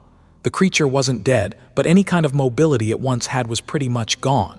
He muttered that it was good enough, but it didn't really matter. 3 other monsters were already there, ready to take the fallen creature's place. And a few seconds later, there was going to be even more of them, and then even more still until... Eventually, Sonny was torn apart by the unstoppable flood of these harrowing fiends. He would have to think of something before that happened. He wished aloud that he could breathe. Fighting through the excruciating pain that was tearing him from inside, Sonny grimaced and dashed forward to face the enemies. In the next minute or so, he forced himself to cut out all unnecessary thoughts, turning into a ruthless hurricane of steel. The midnight shard danced from one nightmare creature to another, piercing, slashing, and severing their rotting flesh. The air was soon obscured by a vast cloud of red pollen. At some point, Sonny gritted his teeth and disengaged from the fight, leaving a carpet of bleeding bodies in his wake. Launching himself back a few meters, he slid on the stone and left the cloud of red mist. Only then, finally, he allowed himself to draw in a deep breath. Sensing that their enemy was gone, the primates rushed forward. However, a moment later, something glistened in the mist, and a heavy triangular blade suddenly pierced the head of the leading creature. The blood flower did not react to its host being damaged and continued its lunge. But in the next second, the head of the monstrous ape was violently jerked backward, and losing balance, it fell down. The string of the prowling thorn was coiled around the support pillars of the makeshift battlement, creating an invisible trap. By moving forward with the kunai still stuck in its skull, the unfortunate creature pulled the string taut, causing an invisible net to rise into the air. Entangled in it, 6 creatures tumbled to the ground, blocking the others from pursuing Sonny. Neither the battlement nor the invisible string were going to last long, but at least it bought him a few seconds. You have slain an awakened monster, blood flower, your shadow. He thought that it was finally done. The nightmare creature in his lungs was finally dead. Spitting out a mouthful of blood, Sonny groaned, wiped his lips, and glanced back. What he saw made him curse. The group of monstrous primates climbing the back of the colossus was about to reach the collar of the stone tunic. Sonny was about to be surrounded, and he was all out of ideas. He swore that if he died today, he was at least going to drag as many of them as possible with him into a deeper, darker hell, and told the gangrels to prepare themselves. Lunging forward, he ran on the narrow stone path and got to the middle of the giant's back just in time to collide with the first of the advancing primates and send it flying all the way down to the distant surface of the labyrinth. Unlike the shoulder of the colossus, Sunny had no room to maneuver on the narrow path. In fact, he was having trouble simply keeping his balance due to the constant swaying. But the primates, with their wide shoulders and mighty frames, were in an even worse situation than him. On that narrow stone path, one man would be able to stop an entire army, provided that nothing attacked him from behind, of course, which was bound to happen. Cursing, Sunny slashed and slashed, sending one monster tumbling down in a billowing cloud of red pollen after another. Despite all his efforts, he had to retreat step after step to avoid being surrounded and killed by the ferocious abominations. The situation was becoming desperate, especially so because the creatures that had been slowed down for a bit by the string of the prowling thorn finally wrestled free of it and were seconds away from reaching his current position. Sunny cursed again, sending a primate that was facing him staggering with a devastating blow of the midnight shard. Sunny desperately spun to deflect the attack from the creature approaching him from the back. However, he was a fraction of a second too late. Realizing that he wouldn't be able to block or dodge the paw of the monstrous ape, Sunny feverishly tried to come up with a way to minimize the damage at least.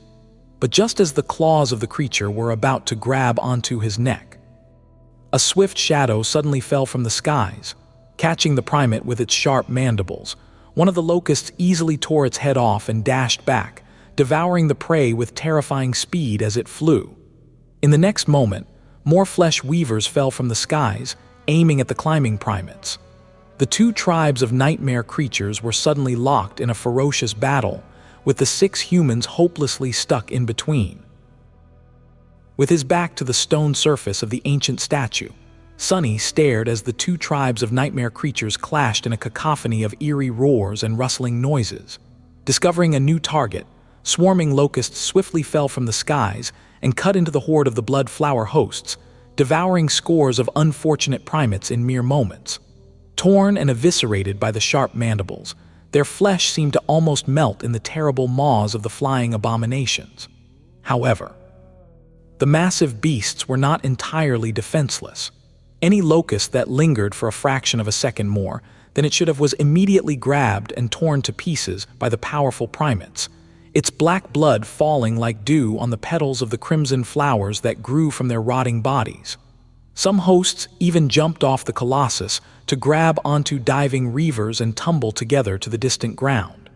In just a few seconds, the surface of the ancient giant and the air around him was consumed by utter chaos. Indifferent to everything, the colossus steadily marched south. He told himself to come to his senses. Shaking off his astonishment, Sunny swiftly finished off the primate that he had staggered a second before and pushed the heavy creature from the narrow path. Despite the fact that their enemies were now fighting each other, the pressure on the cohort did not decrease. In fact, it only grew heavier. Cursing under his breath, Sunny threw the midnight shard at another lunging monster, turned his back to the enemies and jumped. Grabbing onto a crack in the ancient stone, he pulled his body up and nimbly scaled the neck of the ancient statue. For several seconds that seemed to last an eternity, Sunny was completely defenseless against the potential attacks by the monstrous locusts. However, to his luck, Nephis had chosen that exact moment to unleash her flames on the other side of the statue. A blinding flash of white drowned the skies for a second, confusing the reavers and buying him enough time to reach the stone platform. Climbing over its edge, Sunny rolled away and sprawled on the cold stone trying to catch his breath. His body was in agony. The blood weave might have destroyed the flower growing in his lungs, but the damage was already done. Sunny had trouble breathing and felt bloody foam bubbling on his lips. Every time he inhaled, a sharp pain pierced his entire being. He muttered that it wasn't too terrible. Although troublesome, these wounds were not going to kill him. Sleepers healed better and faster than mundane humans, and Sunny in particular was also transformed by the drop of Weaver's ichor, making him much tougher and harder to kill than most, sort of like a cockroach. As for the pain, he had been through worse and survived. As long as Sunny had adrenaline numbing it to some degree, he was capable of giving a fight still.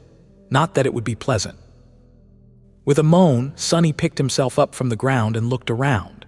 Things were slowly turning from bad to worse. Kai was long out of arrows and had to resort to using his morbid ascended memory. Judging by how pale his face was, he had already missed a few shots, losing a lot of blood as the result. Cassie was still trying to maintain the powerful winds that slowed the attacking locusts down, but her face and hands were covered in blood. It seemed that even the powerful enchantment of her armor and the ardent protection of the quiet dancer were not enough to fully save her from harm. Effie was now fighting the flying abominations in melee, having only a fraction of a second to react every time they attacked her. Blood was streaming down her legs, her white chiton torn and soaked with it. Her bronze helmet was gone, lying shattered on the stones. Castor did not seem to be wounded, but his face was dark with exhaustion. Maintaining his incredible speed was taxing on both the mind and the body, so he would not be able to last much longer either. The Stone Saint was the Stone Saint. The taciturn shadow was covered in black blood from head to toe and completely indifferent to it, which only enhanced her dark and menacing visage. She continued to move with elegant grace, protecting the members of the cohort to the best of her ability. But she couldn't be everywhere all at once. And then there was Sonny himself, who was in the worst shape out of all of them by far. He cursed again. And the worst news was that now that he had to retreat back to the platform, the abominable primates were about to follow him, forcing the cohort to defend itself from two sides simultaneously. Even worse still, unlike Sonny, the other members didn't have blood weave to protect them from the red pollen. He muttered again that it was bad, very bad, just as Sonny was thinking that thought. A bloodied hand suddenly appeared from the other side of the platform. A moment later, Nephis slid under the golden rope and shakily rose to her feet. Changing Star had white flames dancing in her eyes. Her skin seemed to shine with a soft glow, as though there was fire burning beneath it. That fire, if Sonny had to guess, was responsible for annihilating the red pollen as soon as it entered her body. The Starlight Legion armor was heavily damaged and seemed to be on the verge of melting, but still held, protecting the last daughter of the immortal Flame Clan to the end. Not paying any attention to the members of the cohort, Nephis turned her head and looked south. Sonny started to wonder what she was doing, but before he could finish the thought, he was distracted by the sight of an ugly primate head rising above the edge of the circular platform. Cursing, he grabbed a jagged piece of chitin laying nearby and shoved it into the creature's eyes, forcibly pushing it back down. At the same moment, an especially large locust suddenly fell from the sky. Batting the quiet dancer away, it dove right for Cassie. Before anyone could react, its mandibles clicked. However, instead of soft flesh, all they caught was the hard wood of the enchanted staff. The blind girl had managed to defend herself at the last moment. The impact was still strong enough to throw her far back nevertheless. Breaking the improvised barrier with her back, Cassie screamed and slipped from the platform, plummeting down like a broken doll. Sonny cried out no. The prowling thorn was damaged and restoring itself in the soul sea, and the golden rope was tied around the platform. He didn't know what to. As the sound of a bough clattering on the stone reached his ears, Sonny saw Kai diving down from the neck of the colossus. Flying with incredible speed, he caught up with Cassie and grabbed her by the arm. The two of them froze in the air for a moment, absolutely defenseless against the approaching locusts. Sonny cried out again, no, no, no. But the fatal attack never came. Suddenly, the cacophony of the battle died down, turning into deathly silence. Sonny blinked. Several locusts were hovering in the air mere meters away from Cassie and Kai, but they were in no hurry to devour the helpless humans. In fact, they too seemed frozen. A moment later, the locusts suddenly turned around and dashed away. In fact, the whole swarm was swiftly retreating, flying away from the stone colossus with as much speed as the gluttonous abominations could muster. It was as though they were fleeing from something. Many of the locusts were carrying dead primates in their claws. It seemed as though the Reavers were the ultimate victors in this terrible battle against the monstrous apes. But Sonny was pretty sure that, soon, the whole tribe of these terrible creatures was going to have crimson blooms growing from the cracks in their chitin. Blood flowers were truly a horrifying enemy. Who knew what they would be capable of after subjugating a whole swarm of flying abominations? The more pressing question, however, was, what were the locusts running from? Sonny looked down, only to realize that the giant primates were also retreating, rushing down the body of the ancient statue in something that almost resembled panic. Then finally, he turned and looked south, following the line of changing stars' gaze. His face paled. Out there, directly in the path of the walking statue, an inconceivably vast wall of furious darkness had devoured the whole world. It was swiftly moving in their direction. Bolts of lightning illuminating the raging depths of clouds almost every second. The storm was approaching. Kai landed on the stone platform, gently placing Cassie down. The blind girl was deathly pale and visibly hurt, but her life didn't seem to be in danger. The archer smiled reassuringly and gripped her shoulder. Then, just like the rest of them, he turned his head and silently looked south. A wall of impenetrable, furious darkness was approaching from there, devouring vast spans of the labyrinth with each second. To Sunny, it felt like an endless ocean of deranged shadows was rushing to drown them. The pressure he felt was almost as bad as that of the ominous crimson spire.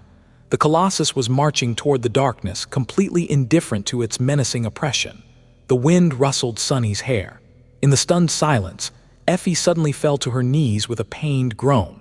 Her hands were pressed against the breach in her archaic cuirass, bright blood streaming from beneath them. That sound brought everyone back to reality. With a grim expression on her face, Nephis walked over to the wounded huntress and gently placed her hands on her body. A moment later, soft white radiance shone through the cracks of Effie's armor, healing her wounds and taking the pain away. Changing Star closed her eyes and bit her lip at drops of crimson blood rolling down her ivory skin. To take away her companion's suffering, she had to endure a much more harrowing torture. Sunny coughed, bloody foam flying from his lips, and weakly lowered himself to the ground. He didn't feel too well. The wall of darkness was growing closer with every moment. The wind was picking up, whistling in the cracks of the ancient statue. It brought the smell of the sea with it. Sunny grimaced and commanded the stone saint to walk over and stand above him. What are we going to do now? Kai shivered, glanced at the raging wall of clouds, and said, Climb lower, the lightning is bound to be drawn to the neck of this giant. Sunny shook his head. We can't. The sea is going to rise, so most of the statue will be submerged underwater. We will be lucky if the waves aren't high enough to reach this platform. The archer sighed and looked down. So then we're dead. Sunny smiled darkly. Don't worry, stone doesn't conduct electricity too well, so we will be safe from lightning, most likely.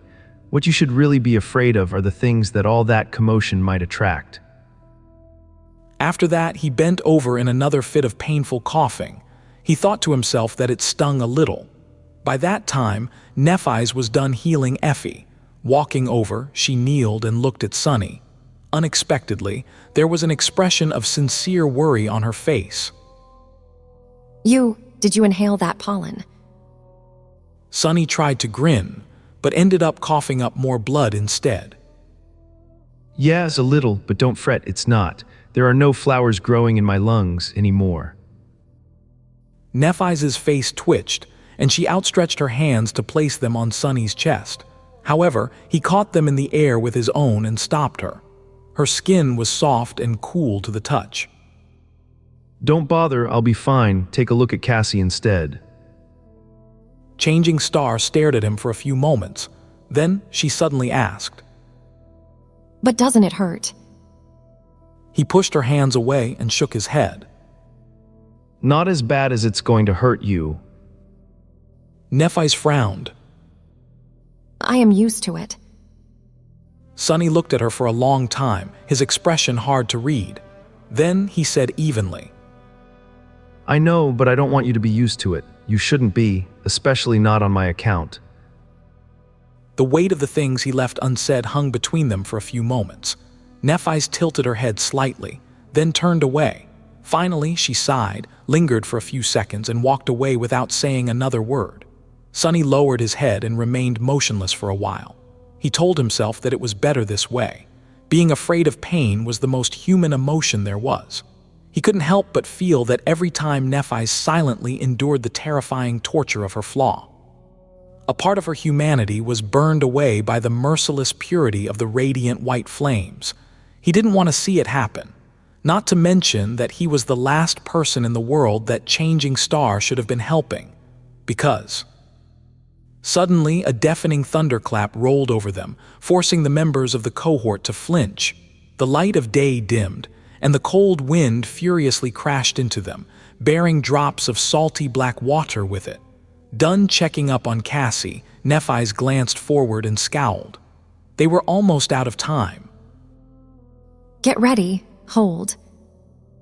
With that, she summoned her sword and held it with both hands.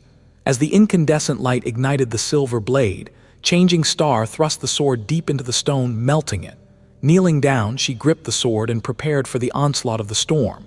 Beside her, Effie sighed and grabbed onto a crack in the stone with one hand. With the other, she drew Cassie close and hugged her. Castor followed their leader's example and used his enchanted giant to anchor himself to the platform. Sunny glanced at them and grimaced.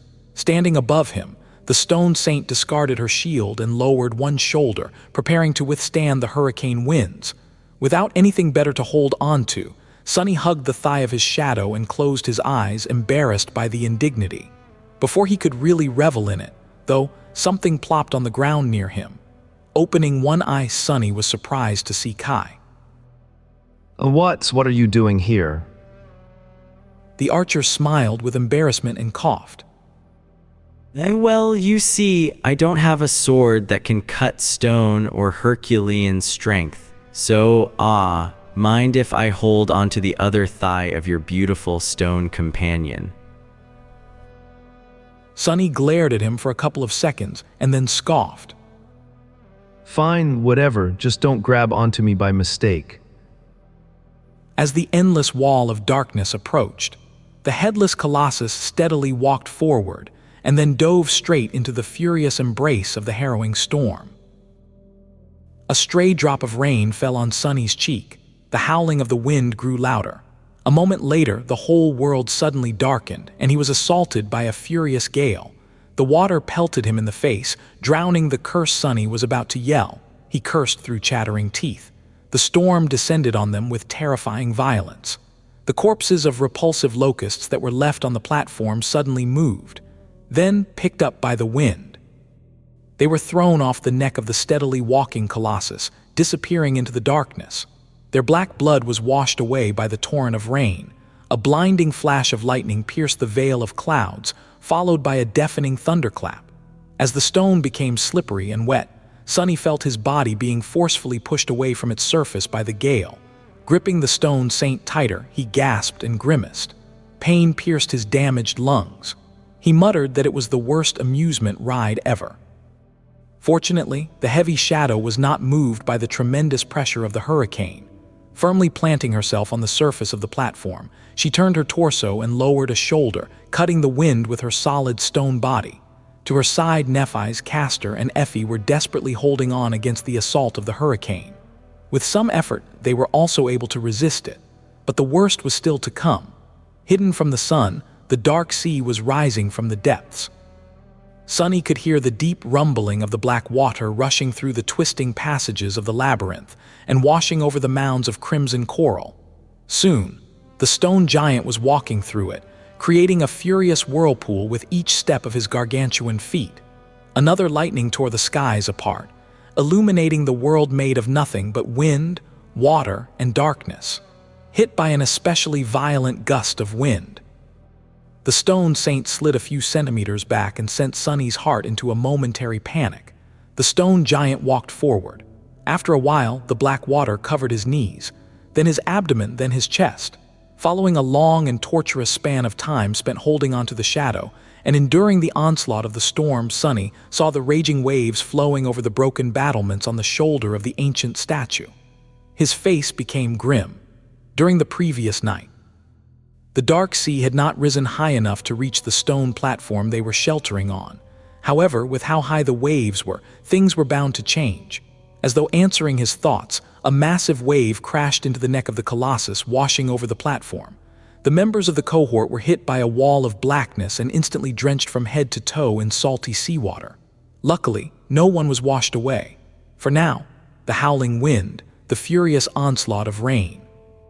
The constant flashes of lightning and the violent cacophony of thunderclaps were already enough to instill in them the feeling that the whole world was about to split apart and crumble. With the dark waves rising to strike at the stone platform over and over again, the situation became truly disastrous. And yet, they held on. Minute after minute, against all odds, the 6 humans clung to the ancient stone, refusing to be taken away by the raging tempest. Sunny didn't know how much time had passed or how far the stone giant had walked into the depths of the storm, but there was no sign of it growing weaker.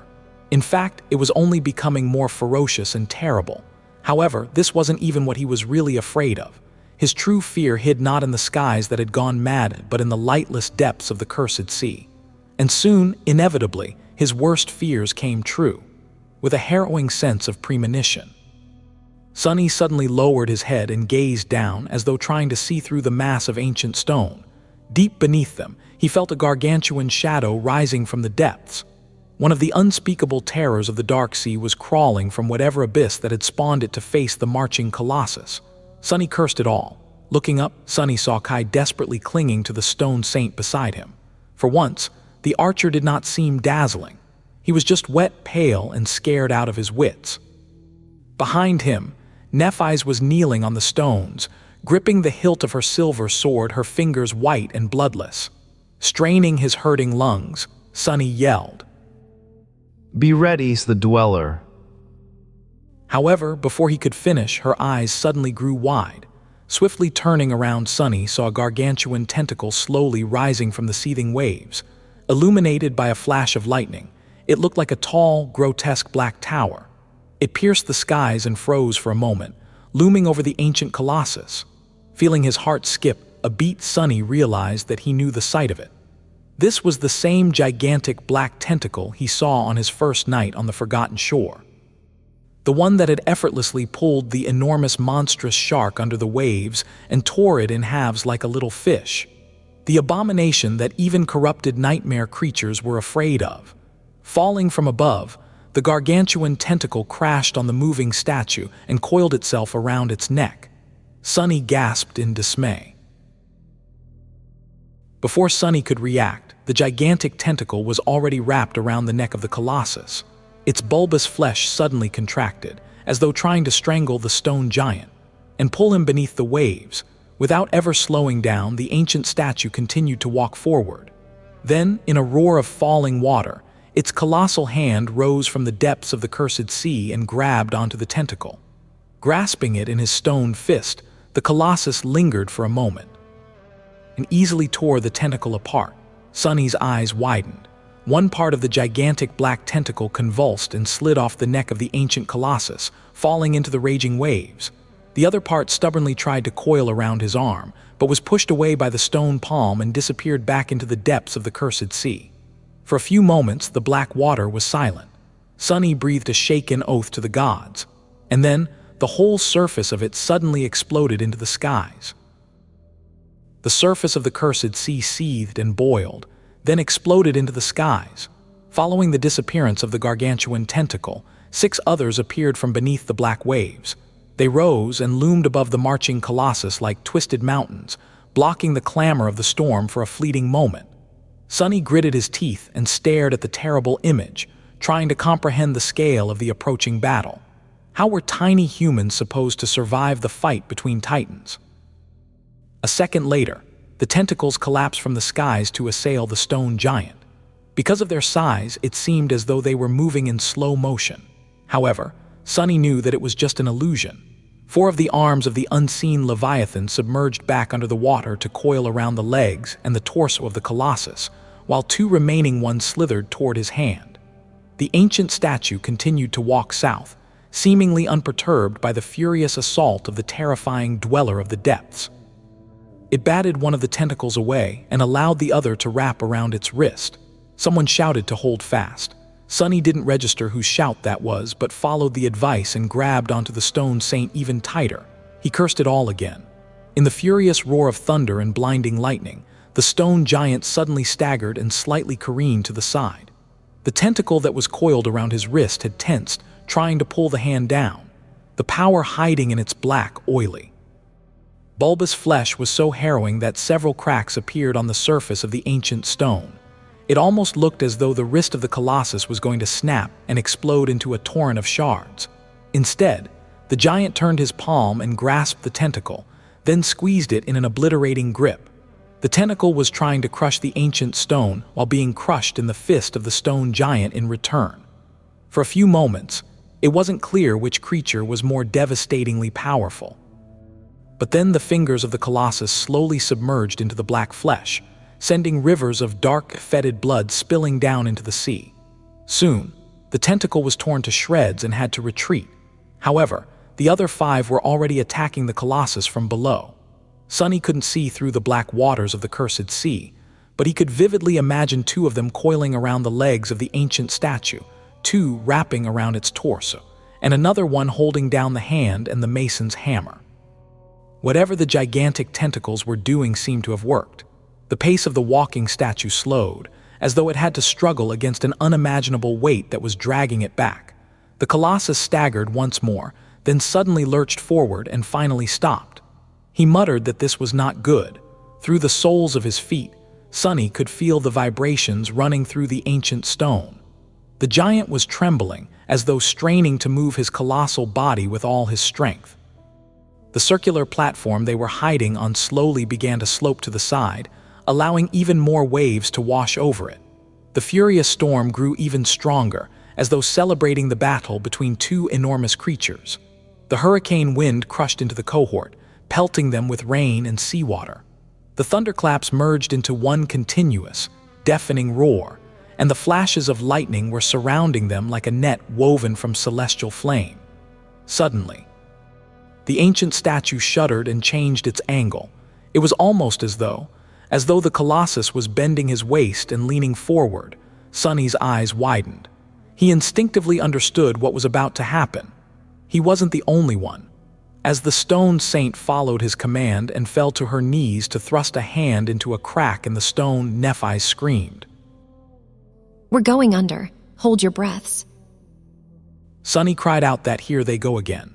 In the next second, the colossus leaned forward and dove under the turbulent surface of the waves.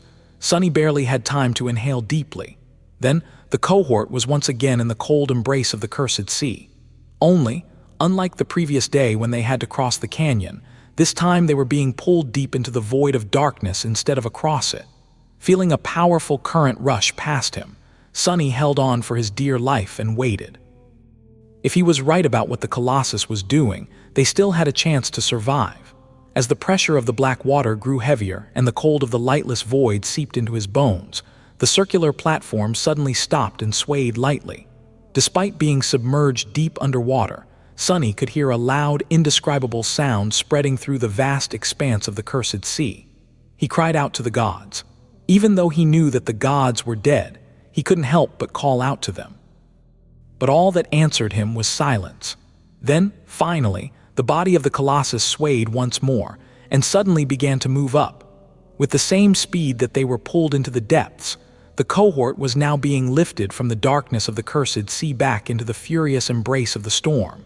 Sonny was barely conscious by the time the shoulders of the colossus broke the surface of the water and the circular platform appeared above the waves. Glancing around, he counted the members of the cohort and made sure that no one was washed away during this harrowing dive. Then he steeled himself and turned his head to peer forward. The ancient giant had not been pulled into the black water by the unseen horror of the depths. Instead, once the gigantic tentacles had proven to be a nuisance, he had simply leaned forward and scooped the abyssal creature from the bottom of the sea. And now the colossus was holding it in his hand, raising the Leviathan into the raging skies. Even knowing that gazing upon the true appearance of the horror of the depths was not the safest of ideas, Sonny couldn't help but look. What he saw made him shiver. Held in the ancient statue's hand was a gargantuan skull that looked almost like that of a human but simultaneously vastly different. Apart from the size, the shape of it was all wrong. If Sonny had to describe what exactly was different about it, he would have trouble putting it into words, but everything about the skull screamed of wrongness, malignity, and evil. The vile aura it radiated was almost palpable to the touch.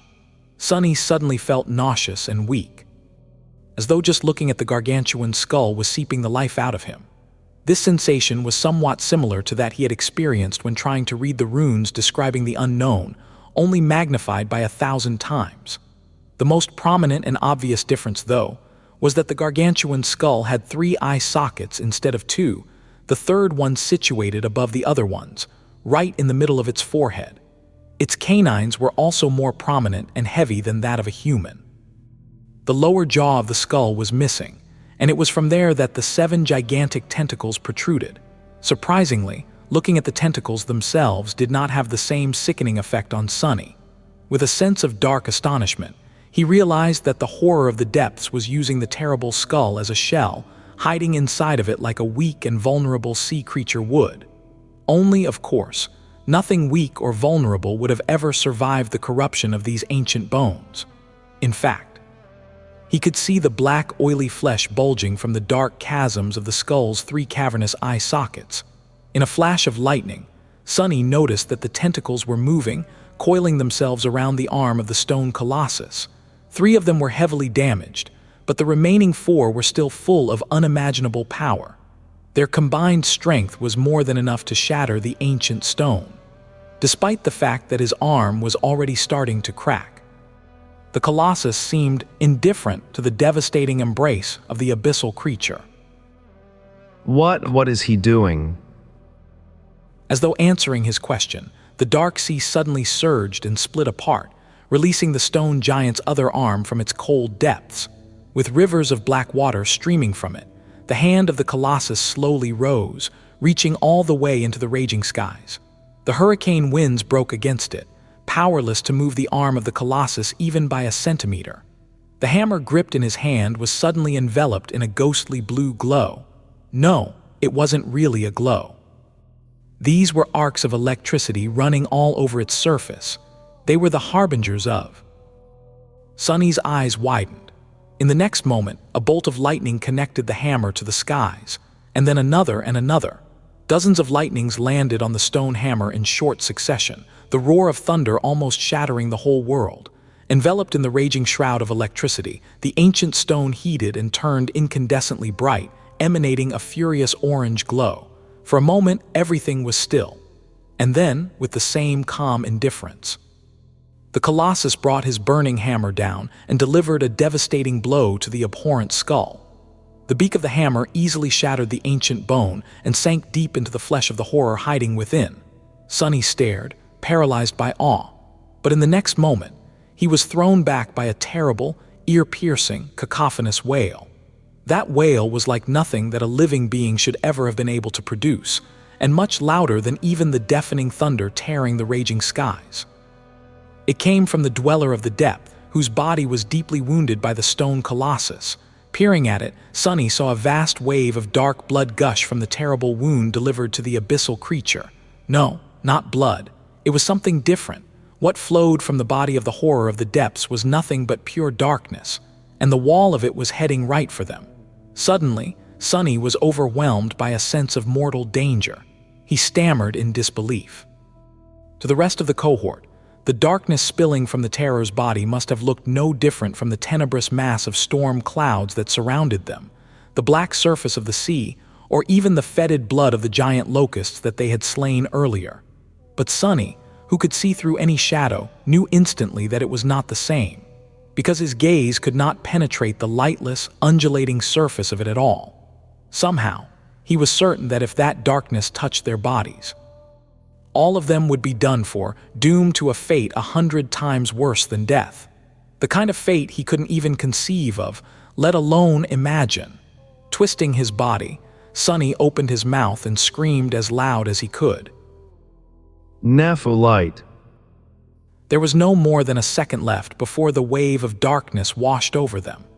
If Changing Star was late even by a moment or wasted time thinking over his words and deciding whether she should listen to him. But she didn't. As soon as Nephis heard the unreserved panic in Sunny's voice, she instantly summoned her flames and channeled them into her sword. A blinding white radiance suddenly enveloped the cohort, pushing the blackness of the storm away. When the wave of true darkness that flowed from the abyssal creature's wound touched the pure light, it simply ceased to exist, disappearing like a vestige of nightmare in the brightness of the day. Sunny exhaled and fell to the stones, drained of all strength. Glancing forward, he saw the ancient colossus remove his hammer and indifferently drop the harrowing giant's skull back into the surging waters of the cursed sea. The black tentacles weakly convulsed and unwrapped themselves from his arm, disappearing into the waves a few moments later. Without paying them any attention, the ancient statue lowered the hammer and continued its march south. It was as though nothing had happened. Sunny gritted his teeth and gathered whatever endurance he had left to grab onto the stone saint once again. The storm was still not over. However, somehow, it didn't seem as frightening and dangerous anymore. Indeed, nothing else happened to them. Hours later, the raging winds grew weaker, and the torrent of rain slowly turned into a light drizzle. The veil of tenebrous clouds was slowly torn apart, and the rays of sunshine shone through the tears. The storm was over. Lying on the cold stone surface, Sunny stared at the sky and grimaced. Comparatively safe, my ass. As it turned out, the cohort had endured the fury of the heavens for almost an entire day. Before the storm had appeared, the night had still been far away, and now it was already a new morning. The colossus was steadily marching south, completely unshaken by his terrifying battle with the abyssal leviathan. Sunny was growing more and more certain that the ancient statue, while brought to a semblance of life by some unknown power, was not truly sentient. The headless giant was more like an echo than a living thing, but then even echoes seemed to possess some remnants of a personality. At least his poor scavenger had one. Quiet Dancer often behaved like a prudish and cantankerous young woman too, no matter how strange it was to describe a flying rapier in that way.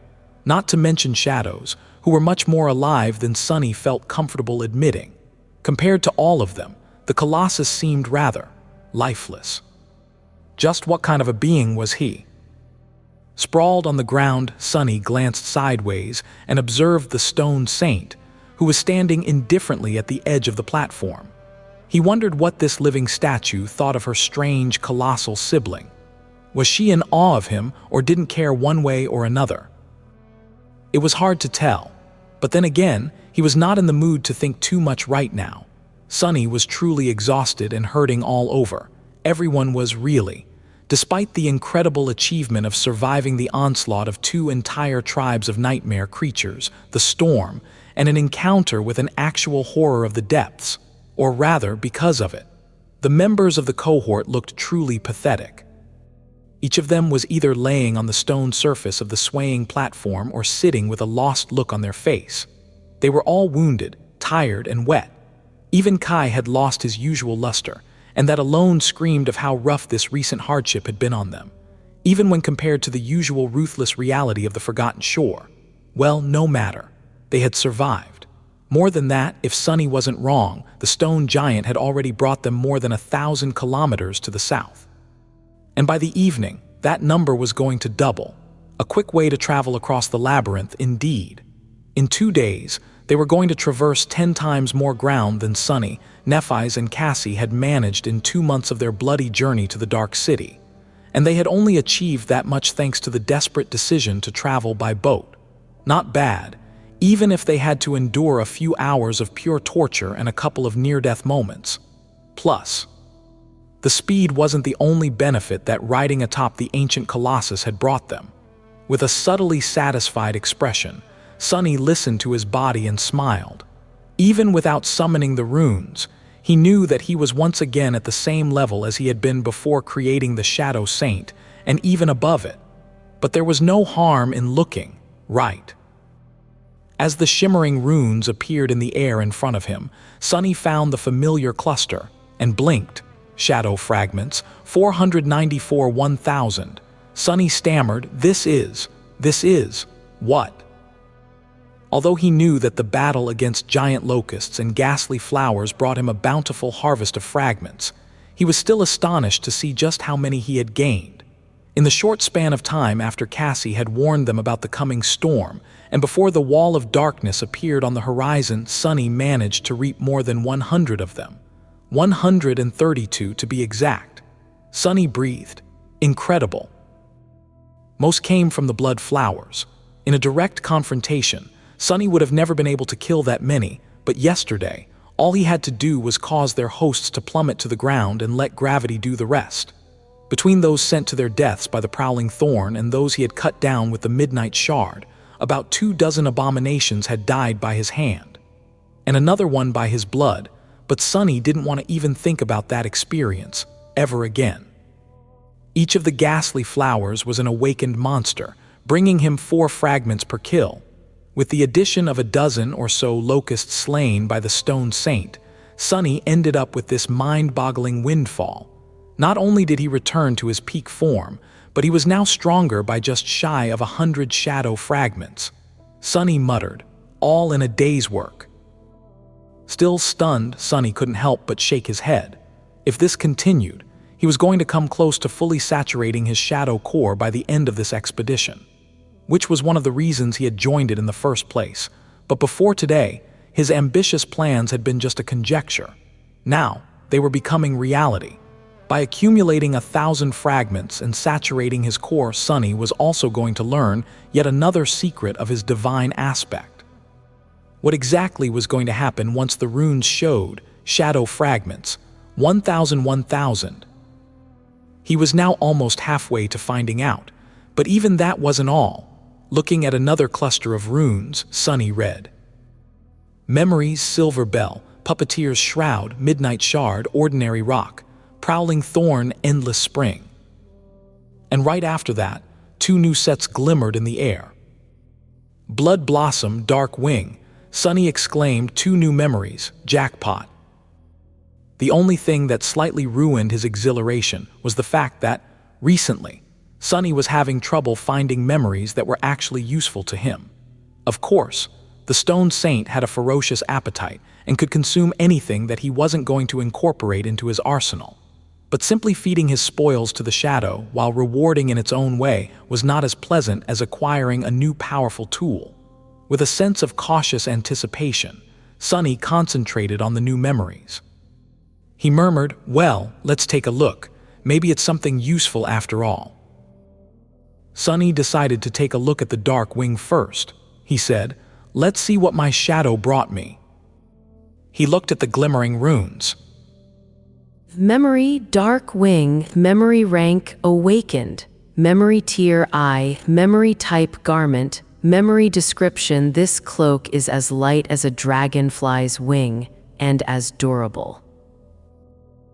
Sunny stared at the description, his eyes twitching. He snapped, cloak, another damn cloak. And what does the spell mean as durable as a bug's wing? Those aren't durable at all. Taking a deep breath, he calmed himself down and read at the runes again. Sunny ventured, well, maybe it has an incredible enchantment. Memory Enchantments, Glide. Enchantment Description. Allows one to levitate slightly above the ground and slowly move in any direction or glide down softly from any height. Sunny frowned slightly, thinking about whether that memory could be useful. Then he dove into the Soul Sea and summoned the sphere of light containing the Dark Wing to take a look at its spellweave. The descriptions provided by the spell were not always very informative. It was better to study the thing himself. At first glance, the ability to fly was nothing short of incredible, amazing, even. Sunny had heard that there were memories that gave their owners literal wings, but never expected to encounter one before becoming an awakened or even a master. However, their usefulness differed from case to case. There were questions of height, speed, and control. No memory could have given someone the ability to fly as fast and as unrestrained as Kai could, but some came close. However, as far as these memories went, Dark Wing turned out to be of the lowest standard. It seemed that it only allowed a person to levitate or hover a couple of meters above ground and move with a very, very modest speed. Sunny could achieve pretty much everything that such an ability provided with the help of the Prowling Thorn and its invisible string, and do it better too. Of course, he couldn't fight while using the kunai to swing around on the string. In that regard, this new memory was better. However, after imagining himself fighting while using the dark wing to hover above ground or even worse glide in the sky, Sunny shuddered. The beautiful transparent cloak indeed looked like a pair of dragonfly's wings. It was extremely thin and brittle. The slightest strike would rip it apart, causing the wielder to plummet down. So, unless Sunny wanted to die, using this memory in a battle was out of the question. In short, it had little utility value compared to the prowling thorn and couldn't be used for aerial fights. Sunny glanced at the stone saint and muttered, "Should I feed it to her?" But after thinking about it for a couple more seconds, he shook his head. No, despite all its flaws, the dark wing was still a real boon. The ability to glide alone was priceless. With it, he did not need to be afraid of falling down from deadly heights, like from the height of an ancient walking colossus, for example. Sunny decided, "I'm keeping it." The thing would only give his shadow one fragment anyway. Looking up, Sunny noticed a transparent cloak that looked like a pair of dragonfly wings suddenly appear on Cassie's shoulders. The sunlight refracted through it, making the wings glimmer slightly with all the colors of the rainbow. With an expression of wonder on her face, the blind girl made the wings move. A moment later, they disappeared into a blur and Cassie suddenly hovered a few centimeters above the ground. She giggled. So, the quiet dancer had earned her the same memory his shadow had earned him. This was good. While the weak levitation ability was mostly useless to Sunny, to the blind girl, it would be of tremendous help. The terrain of the Forgotten Shore was often uneven and treacherous, so being able to float above it was a true gift for someone who could not see. Sunny smiled softly and looked away. He murmured, "It's nice that she still knows how to laugh." A moment later, his expression darkened. Closing his eyes, Sunny sighed heavily and turned his attention to the second memory he had gotten. He told himself, "Don't think about it." Memory Blood Blossom, Memory Rank Awakened, Memory Tier 2, Memory Type Charm. Sunny's heart skipped a bit. Charms were a rare type of memories that took the form of a small accessory, most often an amulet or a talisman. Unlike weapons, armor, and tools, they obviously had no practical value. However, charms made up for it by possessing unique and powerful enchantments. Among the elite awakened, these were the memories everyone hunted for the most. And now he got one. Sunny whispered, "Please be good, please be good." Memory Description: no matter how much blood was spilled, her hunger only grew. Sunny blinked. He muttered, "Creepy." Memory Enchantments, Flower of Evil. Enchantment Description: this beautiful charm imbues all memories and echoes of its wielder. As Sunny read the description, the runes suddenly changed right before his eyes. After a moment, a new one appeared between them. This beautiful charm imbues all memories, echoes, and shadows of its wielder with an unquenching thirst for blood. They receive an overall enhancement when used against a bleeding foe and grow more powerful the more their prey bleeds. Not even paying attention to the way the spell changed the runes on the fly, Sunny froze. He breathed, "Aura. It's an aura enchantment." Aura enchantments were an extremely rare thing. Unlike the usual enchantments, they affected not only the wielder, but everything that fit their target criteria in a certain radius. No need to mention how precious such things were. And Sunny didn't just get an aura charm, but also one that provided a comprehensive augmentation to the power of all, his memories, echoes, and shadows, as long as his enemy bled. And the more they bled, the stronger that augmentation would grow. Sunny whispered, "Beautiful." Sunny was so stunned that he accidentally whispered that word out loud. A moment later, he suddenly shuddered and quickly glanced around to make sure that Effie wasn't anywhere near him when he had said it. To his relief, the huntress was on the opposite side of the platform, working on the map of the Forgotten Shore. Sunny exhaled and furtively wiped the sweat off his forehead. He let out a relieved breath, glad that it had been close. Then a wide grin slowly appeared on his face. With a satisfied sigh, he rested his head on the stone and thought. Sunny murmured, "Sorry, Saint. Today you shall remain hungry." By the middle of their second day of traveling through the labyrinth atop the ancient colossus, an ominous dark line appeared on the horizon. With every minute, it slowly grew closer. Pretty soon Sunny was able to tell that they were headed toward a vast mountain chain. The mountains seemed to serve as a border between the forgotten shore and the rest of the dream realm. They were tall and jagged, piercing the skies like the fangs of a giant dragon. Their distant peaks were covered in pristine white snow and wrapped in a veil of mist that streamed into the ravines and onto the ridges below. This was the place where the first lord of the castle had disappeared all those years ago, as well as the goal of their own perilous journey. As the stone giant came closer to the mountains, Sunny finally understood just how tall, magnificent, and imposing they were. Even the colossus himself looked like a tiny ant in front of these towering peaks. It was hard not to feel small and insignificant in their oppressive shadow. Slowly, the terrain of the labyrinth began to rise. The mounds of coral grew smaller, the distance between them increased, until finally there were as much black soil and stone outcroppings visible beneath as there were islands of vivid crimson. Finally, the blades of coral became scarce. It was as though the labyrinth was reluctant to approach the foothills of the misty mountains, or simply unable to. As the gargantuan statue approached the border of the crimson forest, its steps slowed. The colossus seemed to be struggling to move any further. His body was slightly bent, as though he was fighting against strong wind or some invisible force that was relentlessly pulling him back into the labyrinth. Even his prodigious might was not enough to defeat the pull of the ancient curse. Finally, the stone giant staggered and stopped. This was the moment they were waiting for. Castor. Effie and Nephis were already climbing down, while Sunny, Cassie, and Kai stood at the edge of the circular platform. Looking down, Sunny sighed and glanced at the charming archer. Sunny asked, "If this doesn't work, you're going to catch me, right?" Kai raised his elegant eyebrows, then smiled at him dazzlingly.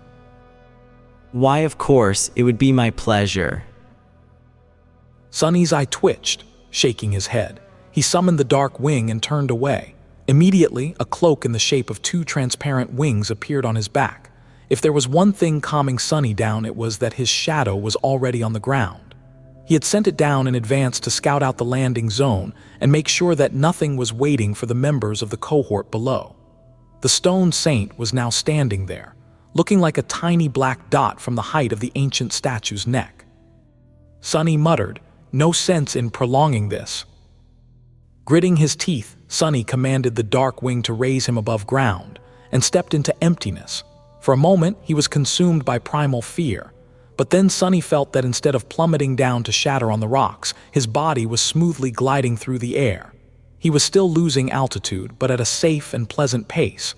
Two transparent wings had turned into a blur behind his back. Actually, this feeling was exhilarating. Trying to keep a wide smile from appearing on his face, Sunny reminded himself how brittle his wings were and tried to control the direction of his descent. All it took was a slight shift of his posture and a mental command to the dark wing. Soon, Sunny was gliding down in a wide spiral, enjoying the feeling of wind whistling in his ears. Sunny mused, "It's a shame that others can't experience this." Initially, he was planning to take Effie on the ride of her life, with Kai and Cassie carrying the other two members of the cohort. Reaching the ground would have been really easy. However, after a little bit of experimentation, they had found out that memories left behind by the terrible locusts couldn't carry too much weight. Even supporting Sunny himself was already close to the dark wing's limit. So he got to enjoy this pleasant feeling of weightlessness all by himself. After a few minutes of smooth gliding, Sunny softly landed near the stone saint and looked up. Kai and Cassie were right behind him, and slightly above, already reaching the knees of the colossus, were the other three members of the cohort. Sunny reflected. This memory might be better than I gave it credit for. Still not usable in a battle, but very handy nevertheless. Soon they were all reunited in the shadow of the ancient statue. A few moments later, the colossus trembled. Slowly, it turned around and took a giant step. The ground trembled as his feet landed on it. The 6 humans stood silently, watching the ancient statue walk away. It was heading east, moving parallel to the impregnable wall of the Draconian mountains. Sunny suspected that the stone giant had walked all around the forgotten shore thousands of times and now was at the start. Or the end of another loop. The stone saint was watching the headless giant walk away too. Sunny glanced at her, wondering once again if his shadow felt something toward this enormous creature. He got a strange sensation that she did. However, it wasn't awe as Sunny had suspected. If anything, the hint of emotion hiding deep in the ruby eyes of the stone saint was that of disdain. Sunny murmured, "Curious." Back at the ruined cathedral, Sunny had noticed that the Black Knight's armor bore a visible resemblance to that of his taciturn shadow. However, it didn't seem as though both came from the same source. It was more like the armor of the fallen devil was derived from that of the living statues, almost as though someone had tried to replicate their armaments, but only managed to create a lesser facsimile. Was the stone giant the same? A failed attempt at repeating the same miraculous act of creation that had put a spark of true life into the stone saint and her brethren. There was no way to know, but still, Sunny couldn't help but wonder. Soon, the ground stopped trembling and the figure of the mechanically marching colossus disappeared into the gray fog. A few moments later, Nephis sighed and turned around to face the mountains. It was time to find a place to spend the night. Tomorrow morning, they were going to start their search for the lost expedition.